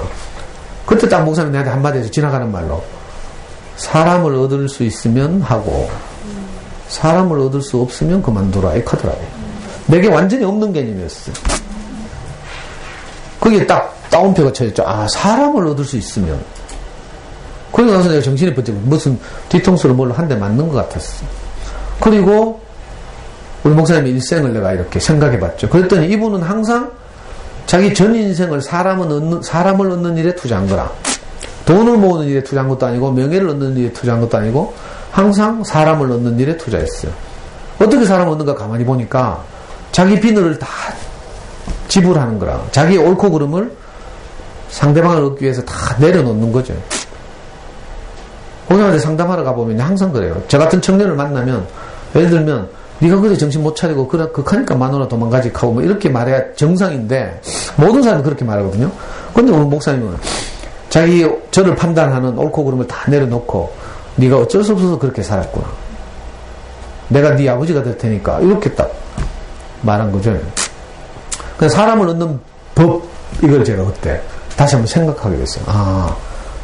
여기 무지개 물고기가 비늘 하나 딱 파란 꼬마 물고기에 나눠주고 파란 꼬마 물고기가 너무 기뻐하는 걸 보면서 찡 하잖아요. 지금 뭔가를 깨닫고 있어요. 진짜 소중한 것이 무엇인지에 대해서 어렴풋이 알아가는 거죠. 저도 이제 그때부터 좀 달라졌어요. 이거 엄마들한테 강의를 하면서 내 자랑을 하면 안 되는구나. 오히려 내 생각과 관념을 내려놓고 한 사람 한 사람을 만나야겠구나. 우리 목사님 항상 저한테 그렇게 했거든요. 그때부터 이제 제 강의가 12년 전부터 달라졌죠. 신기하게도 사람을 얻는 일이 가장 행복하구나 이걸 알게 됐어요. 어느 날 강의를 듣다가 어떤 엄마들이 자기 마음을 열고 이메일도 보내고요. 뭐 카톡도 하고 이럴 거 아니에요. 오늘도 내가 이 아까 소감을 읽으면서 얼마나 기분이 좋더니 그 자리에서 내가 댓글 달았잖아요.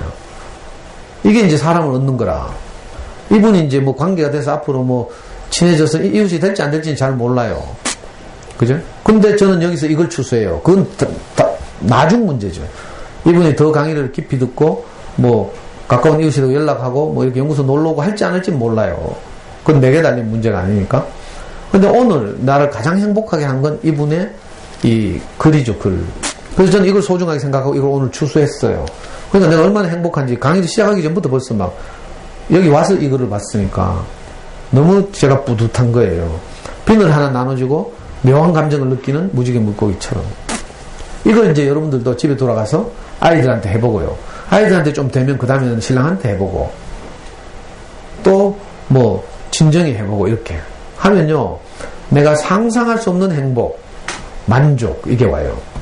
행복이라는 게 다른 게 아니고 만족이거든요. 만족. 일상을 살면서 그죠? 내가 느끼는 감정 이거예요. 심리학자도 그렇게 말해요. 우리는 막 로또 당첨되면 내가 행복할 것 같잖아요. 그렇지 않대. 그런 건 이제 큰 충격적인 기쁨은 금방 적응해버린대요. 그래서 진짜 행복하려면 일상에서 오늘을 살면서 매일 내가 기쁘고 만족한 걸 이렇게 추수할 수 있어야지 무슨 큰 일이 생겨서 내가 행복할 것이라고 생각하면 일상을 놓치는 거죠. 예를 들어서 우리 아이가 공부 잘해가지고 서울대학을 가면 내가 행복할 거야 라고 생각하면 어떡해요? 서울대학 갈 때까지 개고생하는 거라 이제 맨날 찍어보고 싸우고 잡고 막 제가 다 해봤잖아요. 이 비참한 일이라니까. 사실은 인생은 오늘을 사는 거래. 내일은 없대. 눈 뜨면 또 오늘이죠. 그러니까 항상 오늘을 사는 거예요. 저는 우리 목사님 만나고 나서 내 시간이 멈췄어요. 나는 항상 오늘만 사니까. 성경에서 말하는 영생이라는 말이 있어요. 영생이 뭔지 알아요?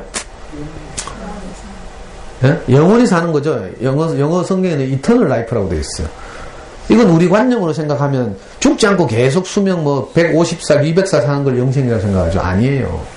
성경에서 영생이란 말은요, 인간이 누릴 수 있는 가장 질 높은 삶, 이걸 영생이라고 표현했어요. 시간을 길게 사는 게 아니에요. 시간 길게 살아가지고 시골에 있는 105살 할머니처럼 살아볼래? 그게 정말 기쁘겠어요? 내가 우리 시골에 처음에 장가 가가지고 명절마다 설날마다 인사하러 가면요, 이 시종 마을이라 가지고 7집 8집에 인사하러 가요. 그러면 그 7집 8집에 전부 80, 90 된 노인들이 이제 토굴 같은 곳에 어두컴컴한데 불도 안 켜고 전기세 아낀다고 앉아있어요. 김서방 온다고 절 받으려고 억지로 일러있어요. 아무도 모르는 사람인데 관계도 없고. 그러면 저라면 이제 그래 요즘 하시는 일 잘 되시나 하고 그게 영생이 아니에요. 영생이란 내가 누릴 수 있는 가장 질 높은 삶, 이게 영생이에요.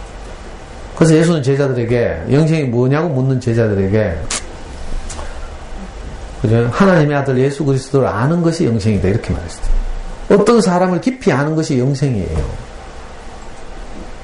특히 성경에 따르면 하나님의 아들을 아는 것이죠.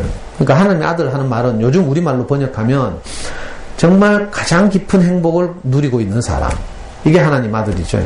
하나님 아들이야말 하나님의 생명을 유전받은 사람이니까 모든 좋은 속성들을 가지고 있는 사람이잖아요.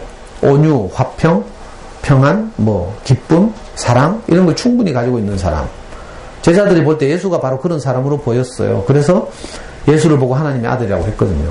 이건 객관적으로 모든 유태인들이 인정한 게 아니에요. 여러분들 지금 기독교가 너무 이걸 오해시켜가지고 예수하면 당연히 하나님의 아들 이렇게 생각하죠? 아니에요. 당시 지배적인 유태인들은 다 예수는 이상한 놈이라고 생각했어요. 그래서 십자가에 못 박아 죽였다니까. 그리고 실제로 그 유태인들의 역사서가 있거든요. 우리나라로 말하면 삼국사기 같은 유태인들의 역사 중에 가장 권위 있는 고대 역사서가 뭔가 하면 요세푸스라는 역사가가 있어요. 로마에서 살았던, 로마에 유학 가서 산 유태인인데 이 사람이 유대 고대사라는 역사서를 썼어요. 그 유대 고대사라는 이 두꺼운 책에 보면 예수에 관한 이야기가 7줄 나와요. 7줄. 그 당시에 유태는 로마의 식민지였기 때문에 곳곳에서 로마의 식민지 정책에 반대하고 저항하는 독립운동이 소규모로 많이 있었어요. 그 중에 하나였어요. 그러니까 갈릴리 지방에서 어떤 청년이 나와서 소요를 일으켰다가 진압당하고 처형당해서 죽었다. 이게 7줄 나있어요. 이 유대 고대사에는. 그러니까 객관적으로 보면 예수는 이런 사람이죠. 그냥 저항운동 좀 하다가, 우리로 말하면 일제강점기에 만시운동 좀 하다가 감옥 가서 죽은 이런 정도 밖에 안 돼요. 근데 어떤 사람에게는 극소수의 예수를 좋아했던 사람들의 눈으로 보니까 아, 저 사람은 우리가 만난 가장 행복한 사람이구나 이렇게 한 거예요. 하나님의 아들이구나 이렇게. 그래서 제자들만 쫓아다녔다니까. 3년 반을. 그리고 그 제자들이 얼마나 행복했는지 몰라요. 나중에서 이 사실을 알게 됐죠. 예수가 죽고 나서 몇십 년이 흐른 후에 30년쯤 흐른 후에 제자들이 이 사실을 알게 됐어요.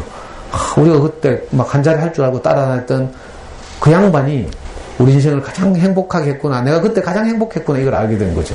그래서 제자들이 뒤늦게나 성경을 쓰기 시작했어요. 이게 오늘날 신약 성경이 된 거죠. 그러니까 객관적으로 그죠? 굉장한 어떤 사람이 아니에요. 그래서 제자들이 예수를 아는 것이 영생이다 이렇게 말했어요.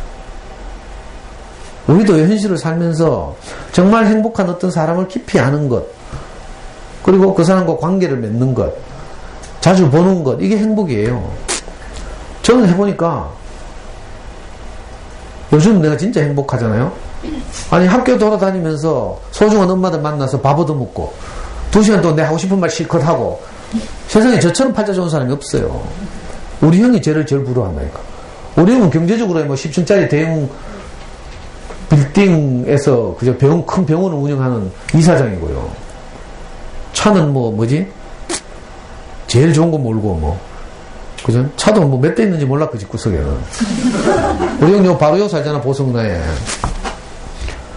조카 차 몰지. 형 뭐 랜드로버 또 몰더라? 사고 나가 크게 다치면 안 된다고? 랜드로버 그 차체가 되게 튼튼하다대? 옛날에는 또 뭐지? 엔터프라이즈인가 뭐지? 에쿠스하고 쌍벽을 이루는, 체험엔 그래. 체험엔 몰지, 랜드로버 몰지, 저는 차 한 대 없어가지고 맨날 걸어 다니고, 우리 집에 딱 차 한 대 있는데 그 우리 와이프가 지 돈 벌어가 산 거라가지고, 교회 갈 때만 내가 운전하고요, 주말에. 저는 차가 없어가지고요. 맨날 지하철 타고 다니고 이럴 뻔 했는데, 신기하게도 제가 12년 전부터 강의를 하다 보니까, 제 강의를 듣던 엄마들이 나타나서, 선생님 제가 태워드릴게요 하면서. 그래서 제가 12년 동안 한 번도 버스 타고 지하철 타고 다닌 적이 없어요. 엄마들이 다 나타나가지고 저를 태워가지고 돌아다니고. 네. 한때는, 아니, 저는 지금도 그렇지만, 저를 만나려면요, 우리 집 앞에 와서 엄마들이 다 차 딱 세우고 대기하잖아. 저는 카드 이런 거 하나도 없어요. 주머니 돈 10원 한 푼 없어요. 근데 이때까지 뭐 걱정하거나 굶은 적이 없어요. 정말 끝내주는 인생이죠. 아니, 제가 생각해도 그렇다니까. 우리 형은요, 맨날 그 진료실에 갇혀가지고 환자들, 얼굴 찡그리진 환자들 치료한다고요. 고생하고 있어요. 근데 저는 맨날 백주 대낮 돌아다니면서 사람들을 행복하게 하는 이야기 계속하고요. 물론 막 다 저처럼 살면 안 되지. 돈도 좀 벌고 해야 되죠. 근데 진짜 행복하잖아요. 강의를 듣고 엄마들이 변화해서 행복해지니까 저를 신뢰하고 좋아할 거 아니에요? 그러니까 학교 가면 다 맛있는 식당 예약해놓고 맛있는 거 대접해주고, 맛있는 거 대접하면요, 어떤 줄 알아요? 대접하는 사람이 가장 행복해요. 뭐 돈은 좀 들겠지만 얼마나 좋으면 그래 식사를 대접하겠어요. 저는 그 마음을 알거든. 저는 슬프게도 우리 목사님 밥 한 번 대접 못했어요. 제 인생이 워낙 34살 때 철저하게 망해가지고 내 주제박을 하고 내가 누구를 대접할 사람이 아니구나 이걸 알게 됐죠. 그리고 우리 스승으로부터 늘 대접을 받고 살아요. 늘 좋은 말을 듣고 이렇게 공짜로. 해보니까 진짜 이게 행복이더라니까. 그전에는 제가 뭐 이것도 부족하고 저것도 부족하다고 생각했거든요. 근데 좋은 사람들이 많이 생기니까 그죠? 아무 염려가 없는 거예요. 그 천국은 그러니까 좋은 사람들과 함께 사는 거죠, 사실. 천국 뭐 죽고 나서 가는 뭐 달나라 뒤에 있는 어디 이런 게 아니에요. 만약 거기 있으면 성경에 써놔야지 우리가 찾아가게. 안 써져 있잖아요. 저는 오늘 이 무지개 물고기를 준비하면서 성경 한 구절이 생각났어요. 천국은 마치 밭에 묻힌 보화를 발견한 사람이 그죠? 밭주인한테 말하지 않고 가만히 가서 집으로 돌아가서 자기 모든 소유를 팔아서 그 밭을 통째로 사는 것이다. 성경에 이런 비유가 있어요. 마태복음 13장에 보면 천국에 가는 많은 비유가 있거든요. 여러 가지 7가지 비유가 있는데 그 중에 천국은 마치 밭에 묻힌 보화를 발견한 사람이 주인에게 말하지 않고 밭주인에게 말하면 안 팔잖아요. 주인도 몰라 밭에 보화가 묻혀 있는지. 그래서 집으로 가만히 돌아가서 자기 모든 소유를 팔아서 밭을 통째로 사는 거라. 보화만 산다 하면 보화값 비싸게 치면 못 사요. 그러니까 밭주인한테는 그냥 밭 산다고 해야지. 이게 무슨 말인지 알아요? 밭에 묻힌 보화라는 말은 밭은 흙으로 구성되어 있잖아요. 흙은 먼지 펄펄펄 날리는 곳이에요. 예? 흙은 영어 성경에서는 dust라고 번역되어 있어요. 만물의 찌꺼기란 뜻이에요. 먼지, 만물의 찌꺼기. 모든 것이 썩어서 가루가 된 거, 그게 흙이거든요. 밭이고 흙이죠. 강아지 똥 보면 흙하고 똥을 좀 차별해놨어. 그죠? 흙은 농부가 도로 실어가죠. 근데 똥은 그냥 버려져 있어. 엄밀하게 말하면요, 똥도 결국 썩어서 흙이 돼요. 그 흙 속에는 온갖 잡다한 것들이 다 스며들어가 있는 이런 거죠. 근데 이게 마치 우리 인생 같거든요. 우리 인생을 보면 온갖 잡다한 사상이나 생각들이 다 우리 안에 들어와가지고 우리가, 그죠?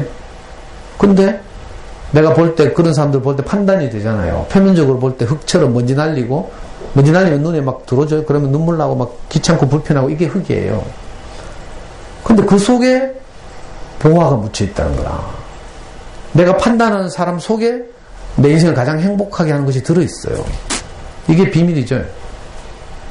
천국은 마치 밭에 묻힌 보화 같은, 보화를 발견한 사람 같으니.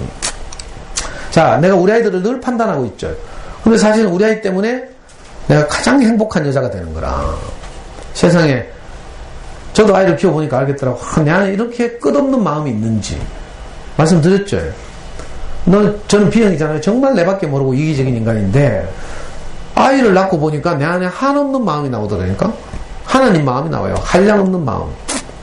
그래서 어떤 사람은 엄마들을 모신이라고 불렀어요. 모신. 옛날에 부모교육 같은 거 할 때 유명한 교재 중에 하나가 모신이라는 책이 있어요. 대구대학교 교수가 쓴 책인데, 이 지구상에서 하나님을 대신해서 온 존재가 엄마라는 거라. 엄마 안에는 이상한 마음이 들어있어요. 하나님 같은 마음. 자식을 끝없이 사랑하는 마음. 이게 들어있죠. 근데 우리가 일상 안에서는 이제 이 선악과에 덮여 있어가지고 선악과로 애들을 자꾸 판단하다 보니까 애가 막 교정하고 이럴 것이 많은 대상으로 보이는 거죠. 이게 흙으로 보이는 거라. 근데 사실은 그 아이 안에 내 인생을 가장 복되게 하는 많은 것들이 들어있죠. 그래서 우리가 잘하면 늘 이걸 추수할 수 있어요. 밭에 묻힌 보화죠. 아이만이 아니고요. 저는 해보니까 내 옳고 그름만 없다면 내 덕지덕지 붙어 있는 내 인생을 행복하게 할 것이라고 내가 소중하게 생각했던 내 관념만 없다면 사람들 속에 다 보화가 들어있어요. 그래서 이 보화를 얻으려면 어떻게 해요? 우리는 얄팍하게 흙은 치우고 보화만 캐고 싶지. 그럼 잡혀가. 남의 밭에 들어가가지고 보화 캔다고 잡혀가죠. 그게 아니고 통째로 사, 통째로. 이게 지혜예요. 내가 어떤 사람을 얻으려면 그 사람의 좋은 점만 얻고 나쁜 점은 버리고 이게 안 돼요. 그러면 사람 못 얻어. 내 마음에 안 드는 점은 맨날 욕해야 되고 비난해야 되고 내 마음에 드는 점만 얻고 이건 불가능하죠. 그래서 어떻게 해요? 통째로 사는 거라. 통째로 살려면 어떻게 해야 되는가? 내가 대가를 지불해야 돼요. 비늘이라는 대가, 내 옳고 그름이라는 대가. 이걸 지불하면요, 내가 어떤 사람과도 하나가 될 수 있어요. 저는 전혀 그럴 수 없는 사람이었는데 다행히 정말 제 스승을 만나서 스승님이 저한테 그렇게 했기 때문에 내가 알게 됐죠. 아, 사람을 얻으려면 내 모든 것을 대가로 지불해야 하는구나. 내 시간도 지불해야 하고요. 그래서 저는 지금까지 13년 동안 강의를 하면서 어떤 곳에서 저를 불러도 다 갔어요. 심지어는 한 명이 불러도 갔어요. 제가 초창기 어린이 선생님에서 강의를 할 때 제 강의를 듣고 조금 저를 신뢰하게 된 어떤 아줌마가 있어. 그때는 이것도 없었고요. 연구소도 없고 뭐 이럴 때니까 그 아줌마가 저를 만나지. 선생님 말씀 들으니까 내가 성경이 너무 알고 싶어졌어요. 세상에 제가 강의를 하면 처음으로 이런 아줌마 처음 만났거든. 목요일 만나기 더 전이에요. 호세우치에 단골 오던 아줌마인데 근데 그때 우리는 뭐 카페라는 개념도 없었고요. 저는 차도 없고 돈도 없으니까. 그래서 어디서 만나자 했어. 그래서 아무 데서 만나자 하니까 어디서 만나자 하는가 하면 성서에 가면 학생문화회관이라고 있어요. 학생문화회관 지하에 가면 매점이 있어. 학생문화회관 매점에서 만나자는 거야. 근데 학생문화회관 매점 뛰갔잖아요. 그 매점에서 그 오픈돼 있죠. 매점에 의자 그 노인데 둘이 앉아가지고 내가 우리 목사님으로부터 들은 가장 내 인생을 행복하게 한 말, 이 말을 처음 시작했어요.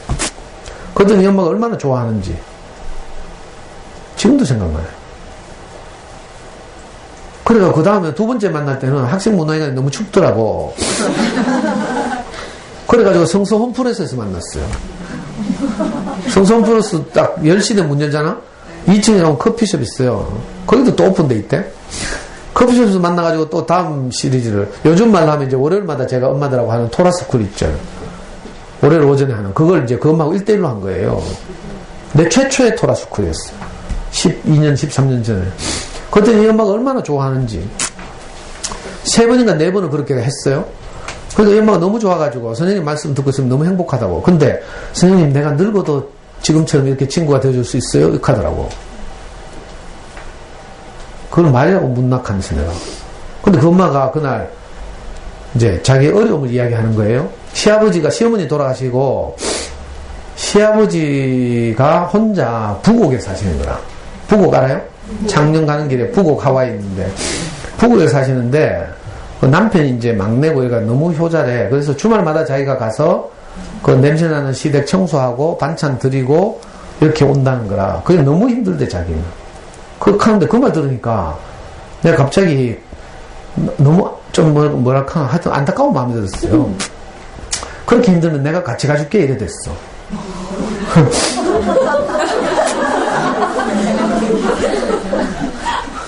저도 모르는 마음이 이상하게 생기는 거예요. 없으니까 얘기하는데 그 아줌마 진짜 못생겼거든? 오해하시면 안 돼요. 근데 진짜 이상하게 내 안에 제 이야기를 좋아해 주니까 너무 감사해요. 지금도 그래요. 저는 제 이야기를 조금이라도 좋아해 주고 댓글 달고 이러면요 얼마나 감사한지 몰라. 그래서 꼭 내 막내 동생 갖고 있잖아요. 조카 갖고 막 이렇다니까. 그때는 저도 젊을 때니까 뭐 막내 동생 뭐 조카 같지는 않았고 정말 좀 그 부담을 좀 이렇게 같이 나누고 싶다 이런 생각이 들었어요. 그 아줌마 차 타고 북옥까지 갔잖아. 그래서 북옥 하와이에 이제 북옥 하와이에서 조금 더 시골로 들어가야 돼. 한 5분 정도 차로. 그래서 저는 북옥 하와이에 내렸어요. 그래서 어떤 식당에서 밥 먹고 있겠다고 이제. 밥 먹고 있고 그 엄마는 이제 시댁에 갔어요. 시댁에 가서 청소하고 보통 때는 많이 걸리는데 제가 북옥에서 기다리고 있으니까 서둘러서 이제 나오는 거죠. 근데 내가 갈비탕집이 들어가가지고 갈비탕을 먹고 있는데 느낌이 좀 이상하더라고. 어떤 스님이 이렇게 밥 먹고 쓱 나가는 거라.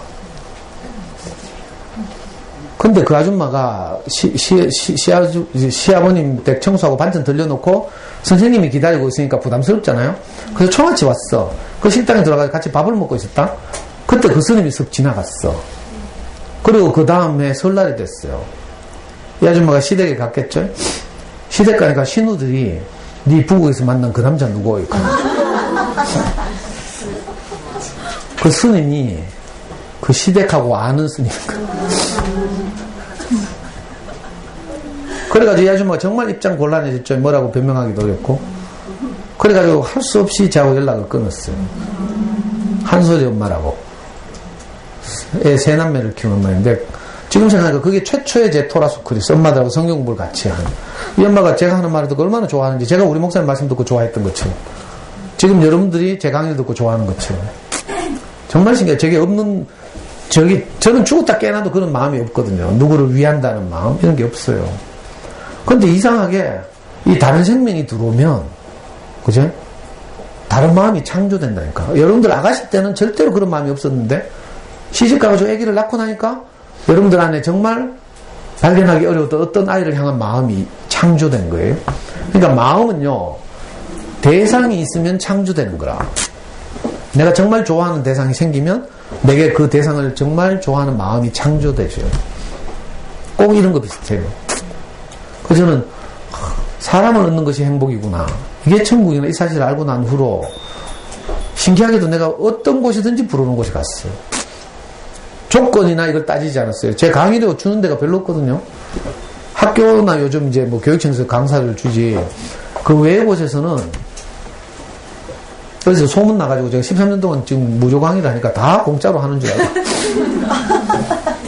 근데도 제가 어디든지 불러 갔어요. 경기도 일산도 갔고요. 대전도 갔고요. 뭐 지금 생각해도 제가 기특하네요. 왜냐하면 사람을 얻는 것이 천국이다. 사람이 천국이다. 이걸 알게 된 거예요. 내 인생을 가장 행복하게 하는 것은 결국 사람이죠. 아무리 억만금이 있어도 주변 사람과의 관계가 나쁘면 그게 지옥이에요. 뭐 별개 지옥인 줄 알아요? 지옥은 성경에서 어떻게 묘사되고 있는가 하면 뭐 원어로 하면 게헨나 이렇게, 구약성경에서 하데스 이렇게 묘사돼요. 게헨나라는 말이 무슨 말인가 하면요, 그 이스라엘의 수도가 예루살렘이거든요. 예루살렘에 가면 대도시니까 쓰레기들이, 생활 쓰레기들이 늘 배출되겠죠. 그걸 다 모아서 시 외곽에 갖다 배출하잖아요. 요즘은 소각하죠. 서울도 지금 뭐 난리죠. 난지도에 뭐 거기 꽉 차가지고 또 다른 데 찾고 이런데, 이스라엘 외곽에 가면 게헨나라고 불리는 골짜기에 수도 예루살렘에서 배출되는 쓰레기를 다 버렸어요. 그래서 그 쓰레기를 소각하는 거죠. 불태우는 거라. 그러니까 게헨나 골짜기만 가면 악취가 나는 거예요. 쓰레기 타는 냄새. 그래서 신약 성경에서 어떤 사람들이, 그죠? 지옥을 묘사할 때 게헨나에 비유했어요. 그래서 불타고 꺼지지 않는 불이 타는 곳. 우리가 상상하기에 막 지옥 가가지고 불타고 내 시체가 불타고 있어. 꺼지지 않고 이렇게 생각하는 거라. 그게 아니에요. 내가 살다 보면요, 누구하고 막, 뭐, 악전 고하고 뭐, 이거 막, 아수아전처럼 싸우고 막, 이익을 막 따지고 막 이러다 보면, 거기서 냄새가 나죠. 나도 그렇고 상대방도 악취가 나요. 그러니까, 바로 그런 곳, 내가, 그죠, 관계가 어려워서 악취가 나는 곳, 이런 곳이 바로 지옥이라니까. 반대로, 내가 어떤 사람과 있으면 향기가 나잖아요? 사람이 아름답다는 걸 전 처음 알았어요. 세상에서 다 어떻게 하는 거, 사람 믿지 마라 이렇게 가르쳤어요. 정통적 기독교에서도 하나님을 믿어야지 사람을 믿으면 안 된다 이렇게 가르치는 거라. 근데 우리 목사님 뭐라고 말하는가 하면, 그건 하나님을 가장 욕보이는 말이다 이렇게 말해요. 왜냐하면 하나님이 사람을 창조했어, 자기를 대신하려고. 근데 사람 믿지 마라 하면 이거 하나님이 창조가 실패한 거잖아요. 우리 목사님 극하대? 하나님이 사람을 창조해놓고 창세기 1장 마지막에 보면요, 6째 되는 날 하나님이 사람을 창조하신 후에 너무 만족했대. 그래서 심히 기뻤대. 그래서 더 이상 창조를 멈추고 7째 되는 날 쉬셨다는 거예요. 그러면서 유명한 조각가들이 자기 마음에 들 때까지 계속 조각 작품을 이렇게 손댄대. 그러다가 진짜 마음에 들면 이제 이거 손을 놓는 거죠. 그것처럼 하나님이 사람을 아무 부족함이 없도록 창조했대. 하나님을 대신해서 행복하게 살 수 있도록. 근데 사람을 믿지 말라고 다 가르친 거라, 정통적 기독교에서. 그리고 기독교뿐만 아니라 세상에서도 다 사기치고 뭐 좀 잘해주면 의심스럽죠. 제 강의를 듣고 모기님하고 같이 비슷한 시기에 강의를 듣던 어떤 엄마가 있어요. 지금은 저하고 교회 와서 함께 살고 있어요. 남편도 아이도 다 교회 와 있어요. 그 엄마가 처음에 이제 천주교를, 성당을 30몇 년을 다니다가 제 강의를 듣고, 이 엄마 O형이거든? O형은 결단을 잘하더라. 갑자기 성당을 때려치우고 우리 교회 쫓아온 거라, 차 몰고. 내가 한 번도 교회 오라고 소리 한 적이 없어요. 그러니까 남편이 걱정이 돼가지고 있잖아요. 바로 집 명의를 옮기더라. 집 명의가 아내 명의로 돼 있었어요. 근데 이분이 성당 때려치우고 우리 교회 오니까 바로 집 명의를 남편 명의로 옮겼어요. 그리고 이 아줌마가 또 평소에 남편하고 싸우면요, 꼼짝도 못했거든? 남편 무서워가지고. 근데 제 강의를 듣더니 간이 커졌어. 그 부부싸움에서 계속 이상한 소리 똑똑 뭐 어디서 강의 듣고 와가 이상한 소리 자꾸 하거든? 그 남편이 열받아가지고. 전에는 자기가 막 고함 지르면 찍소리 못하던 옆에 내가 어느 날부턴가 이상한 소리 하고 막 이러니까 이 남편이 열받았어. 그 하루는 나를 부르더라고.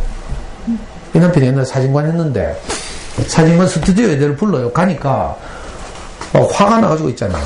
다시는 우리 와이프 만나지 말고 그 교회 사람들도 못 만나게 하고 연락도 하지 마라 하면서 막 있잖아요. 막 성질이 급하니까 볼펜으로 막 신문을 막 찍으면서 막 열받아가지고. 그래서 제가 아이고 죄송합니다 하면서 제가 강의를 잘못해가지고 사실은 저는 이제 뭐 우리 와이프하고 잘못 살아가지고 내가 철저하게 실패했는데 우리 스승을 만나서 내가 이렇게 달라져서 여러분들도 이렇게 살아봤으면 좋겠다고 이렇게 말하다 보니까 제가 예를 잘못 든 것 같아 하면서 남편한테 말대꾸 하라고 내가 강의한 적이 한 번도 없는데 하면서 내가 싹싹 빌었잖아요. 그리고 이제 이제 끝이구나 이렇게 생각했어요. 근데 신기하게도 이 엄마가 제 강의를 계속 듣고 토라스쿨에 계속 나와서 이제 점점 변해가는 거예요. 그리고 아이를 대하는 게 달라지고 아이들이 월서 초등 나왔잖아요. 둘 다 월서 중학교까지. 그러니까 지금 군대 갔어요. 하나는 얘가 군대 가기 전에 뭐라고 하는 줄 알아요? 삼촌 내가 너무 행복해요 하면서. 그냥 공부 진짜 못했거든. 월수중학교에서 90몇 % 해가지고 대구에서 제일 낮은 고등학교 갔어요. 공고를. 근데 20살 됐잖아요. 저 영남 2공대 다녔거든. 애가 너무 하루는 제가 차를 태워달라고 해가지고 요 AK 살았거든. 지금 테크노폴리스 이사가 있는데 AK 살았어요. 그러니까 얘를 이제 하루는 연구소 옆이니까 태워주러 제 차로 오는데 애가 우리 교회에서 연구소 오는 동안 계속 간증을 하는 거라. 삼촌 제 인생이 너무 행복해요 하면서. 얼마나 막 밝은지 애가. 그리고 몇 년 전부터 그 남편도 계속 우리 교회 오더라. 그 저만 보면 깍듯하게 인사하고요. 옛날에 언제 볼펜으로 찍으면서 내한테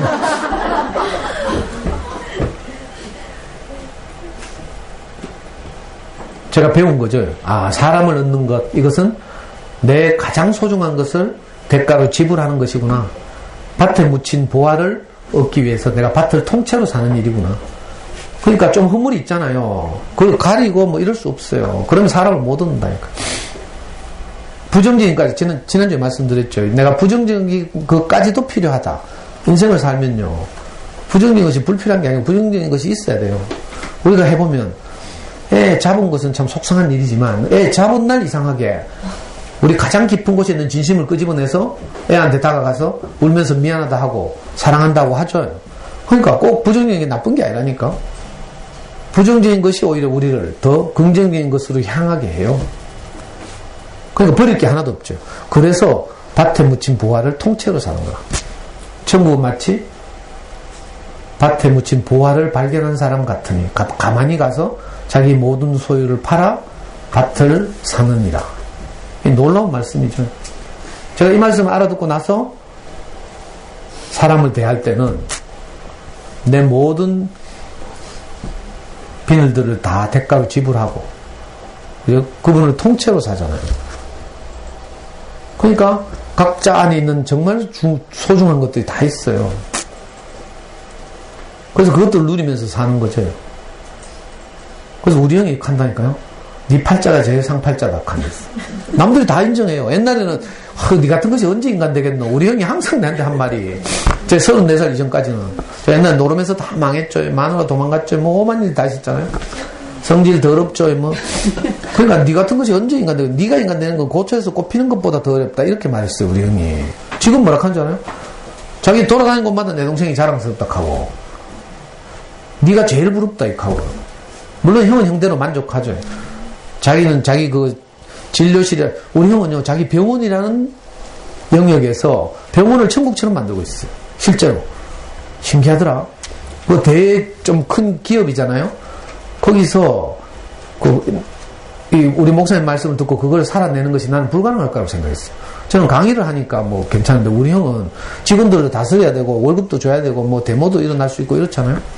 근데 신기하게도 거기서 직원들끼리 팀을 만들고요. 그 피터 드러그라고 유명한 경영학의 아버지가 있어요. 우리는 그런 책들을 계속 읽고 또 우리 목사님 말씀을 계속 들으니까 굉장히 창의적이에요. 병원에 팀을 다 짜가지고 팀들끼리 이렇게 미션을 주고 있잖아요. 재량을 주고 뭐 이래가지고 하루는 진짜 감동적인 이야기를 들었는데 어떤 팀이 노래를 잘하는 거야. 그 병원 10층에 가면 그 구내 식당이 있거든요. 직원들이 전부 같이 밥을 먹고 있다가 갑자기 어떤 사람들이 중간에 일어나가지고 노래를 부르는 거야. 한 사람이 일어나서 노래 부르니까 저쪽에 있던 사람이 따라서 일어났으면 노래 부르고 이것저것 했어. 그게 바로 어떤 팀이었어요. 평소에 노래 연습을 했다가 병원 식당에서 점심시간에 밥 먹는 날 그 팀이 쫙 차례도 일어나고 이거 플래시몹이라고 하죠. 그 유튜브 같은 데 보면 있잖아요. 그렇게 직원들끼리 막 창의적인 이런 삶을 살고, 그죠? 우리형 병원의 그 목표가 뭔지 알아요? 우리형 병원의 목표가 여러분들이 원하는 것보다 더 나은 것을 드리겠습니다. 이게 우리형 병원의 그거예요. 캐치프레이즈. 보통은 이제 치료받으러 오잖아요. 근데 우리 형에게는 육신적인 치료 외에 다른 것이 또 있거든. 너희들이 알지 못하는 양식이 내게 있다. 예수님이 이렇게 말했어요. 그럼 우리 형은 오는 사람들에게 물론 치료도 최선을 다해서 하지만 또 다른 마음을 가지고 이렇게 사람들 대하니까 신기하게도 병원이 정말 행복한 공간이 되어가요. 옛날에 저보고 막 어떤 사람들은 야, 너그 형 그렇게 큰 병원 하는데 니 거기 가서 주차 관리라도 해야 안 되나? 제가 평생 이제 뭐 운동권하고 막 돈 못 벌고 사니까 주변에서 저를 걱정하는 사람들이 또 특별히 이제 처갓집 가면 김서방 요즘 뭐 하시나 하면 내가 할 말이 없잖아요. 뭐 화염병 던지고 있습니다. 이렇게 할 수도 없고. 그래서 주변 사람들이 제 걱정을 참 많이 했어요. 그래서 우리 형 병원에 주차 관리라도 하지 하면서 뭐 이렇게 하기도 하고. 그래서 저는 이상하게 그런 걸로는 내 인생이 만족하지 않아서 다른 길을 왔거든요. 근데 지금 이렇게 와보니까 형은 형대로 자기 인생이 행복하고 만족하지만 저는 또 저대로. 이 신기한 일이죠. 여러분들은 여러분들대로 형편과 처지와 상관없이 거기서 만족하고 행복하게 살 수 있어요. 행복과 만족은 절대로 형편 때문에 안 되는 게 아니에요. 조건 때문에 안 되는 게 아니에요. 형편과 조건 때문에 나는 불행하다 이렇게 다 생각하고 속아왔죠. 저도 그랬고요. 근데 해보니까 그게 아니었어요. 형편과 조건 때문이 아니라 내가 정말 신뢰할 만한 사람, 내가 누리고 행복하고 이제 마음껏 그죠? 이렇게 할 수 있는 사람, 내 어려움을 이렇게 털어내도 아무 뒤끝이 없는 사람, 이런 사람들이 없어서 내 인생이 외롭고 행복하고 그래서 집안에 갇혀가지고 그죠? 하루하루 그냥 살았죠. 그리고 스스로 막 질문도 하고 내가 행복한가? 행복할 거야. 행복할걸? 행복이지 뭐 이게 남들도 다 이렇게 살더라 하면서 막 자문자답하면서 지금까지 살아왔죠. 근데 진짜 행복한 사람들 딱 만나보면요 그게 아니에요. 저는 금방 심판이 되더라니까. 진짜 행복한 사람, 자기 모든 것을 남들에게 지불하는 사람, 이런 사람들 만나보니까 우리 목사님 제자들 보니까 김영숙 선생님을 비롯해서 내가 처음 와보니까 자기 집을 다 공개하고 있어요. 동생들이 언제 찾아와도 되도록. 스승이 그렇게 사니까 누나들도 형들도 다 그렇게 살아요. 그러니까 저도 그걸 보고 자랐잖아요. 그리고 당연히 저도 그렇게 사는 거죠. 저는 누가 제 시간을 요청해도 특별한 무슨 일이 없으면 항상 제가 그 약속을 잡고요. 어디서 불러도 가고 이래요. 저는 이기적인 저로서는 있을 수 없는 일을 하게 된 거죠. 근데 시간이 갈수록 복이 더해지고요. 그리고 지금 오늘 내가 누리고 있는 이 행복이 끝이 아니에요. 문제는 더 심각한 건요. 이게 날마다 증가한다는 거야. 행복이 고정불변의 것이 아니고요. 생명이 날마다 자라듯이. 그죠? 우리는 날마다 성숙해 가는 거예요. 제 강의 들은 엄마들이 하잖아. 10년 전에 제 강의하고 지금 제 강의가 다르대. 작년에 제 학교 강의하고 올해 학교 강의가 다르대요. 눈은 밝아가지고 있잖아. 우리 모기님이 내 따라하면서 동영상 촬영하잖아요. 요번 학기 들어서 뭐라 한 줄 알아요? 요즘 강의가 내보고 뭐 익었다 하더라. 전부 참. 저도 사실은 그렇거든요. 제가 점점 부드러워져 가고 점점 성숙해져 가서 엄마들한테 제 이 행복을 전달하는 것이 좀 더 쉬워지고 있어요. 저도 날마다 이렇게 자라나는 거죠. 여러분들도 저를 버리시지만 않으면 이게 점점 자라게 돼 있어요. 근데 안타깝게도 많은 엄마들이 버리더라고. 좀 듣다 가쁘고 뭐 말고 뭐 안타까워요. 그러니까 제가 담대하게 말하면 여러분들 정말 좋은 곳에 오신 거예요. 세상 어디 가도 저는 뭐 내가 온 세상 돌아다니 본 것은 아니지만 요즘은 이제 인터넷이 발달해서 뭐 유튜브도 있고 다 있잖아요. 다 가서 들어보시라니까 세바시도 들어보고 뭐 유튜브에서 들어보고 하시면 인생을 이렇게 존귀하게 여겨지고 내 스스로가 내 자신에 대해서 존귀해지고요. 자존감 높아지고 내가 인생이 행복해지고요. 또 내 주변에 있는 우리 소중한 아이들을 가족들을 그렇게 행복하게 할 수 있는 이런 길이 잘 없어요. 있으면 저도 갈 거예요. 우리 목사님 항상 말했거든요. 우리가 이렇게 사는 것보다 더 행복한 삶을 발견하거든 빨리 내게 알려달라고. 우리도 다 그거 가자고 이렇게 말했어요. 그건 지금도 유효해요. 우리는 고정불변의 것이 아니거든요. 그러니까 오늘 이 말 꼭 기억했으면 좋겠어요. 천국은 마치 밭에 묻힌 보화를 발견한 사람이 가만히 가서 자기 모든 소유를 팔아서 그 밭을 사느니라. 이렇게. 부정적인 것이든 긍정적인 것이든 통째로 내가 다 받아 안는 거죠. 신기하게 내 옳고 그름을 지불하고 상대방을 사면 이상하게 거기서 이제 내가 사람을 얻는 거죠. 우리 안에 있는 우리를 행복하게 하는 많은 것들이 발생하는 거죠. 행복은 관계 안에서 발생하는 것이다. 행복은 조건이나 형편, 그죠? 이런 데 달려있는 것이 아니라 관계 안에서 발생하는 것이다. 내게 소중한 사람들이 많은 이런 삶을 여러분들이 살았으면 좋겠습니다. 귀한 시간 내서 와주셔서 감사합니다.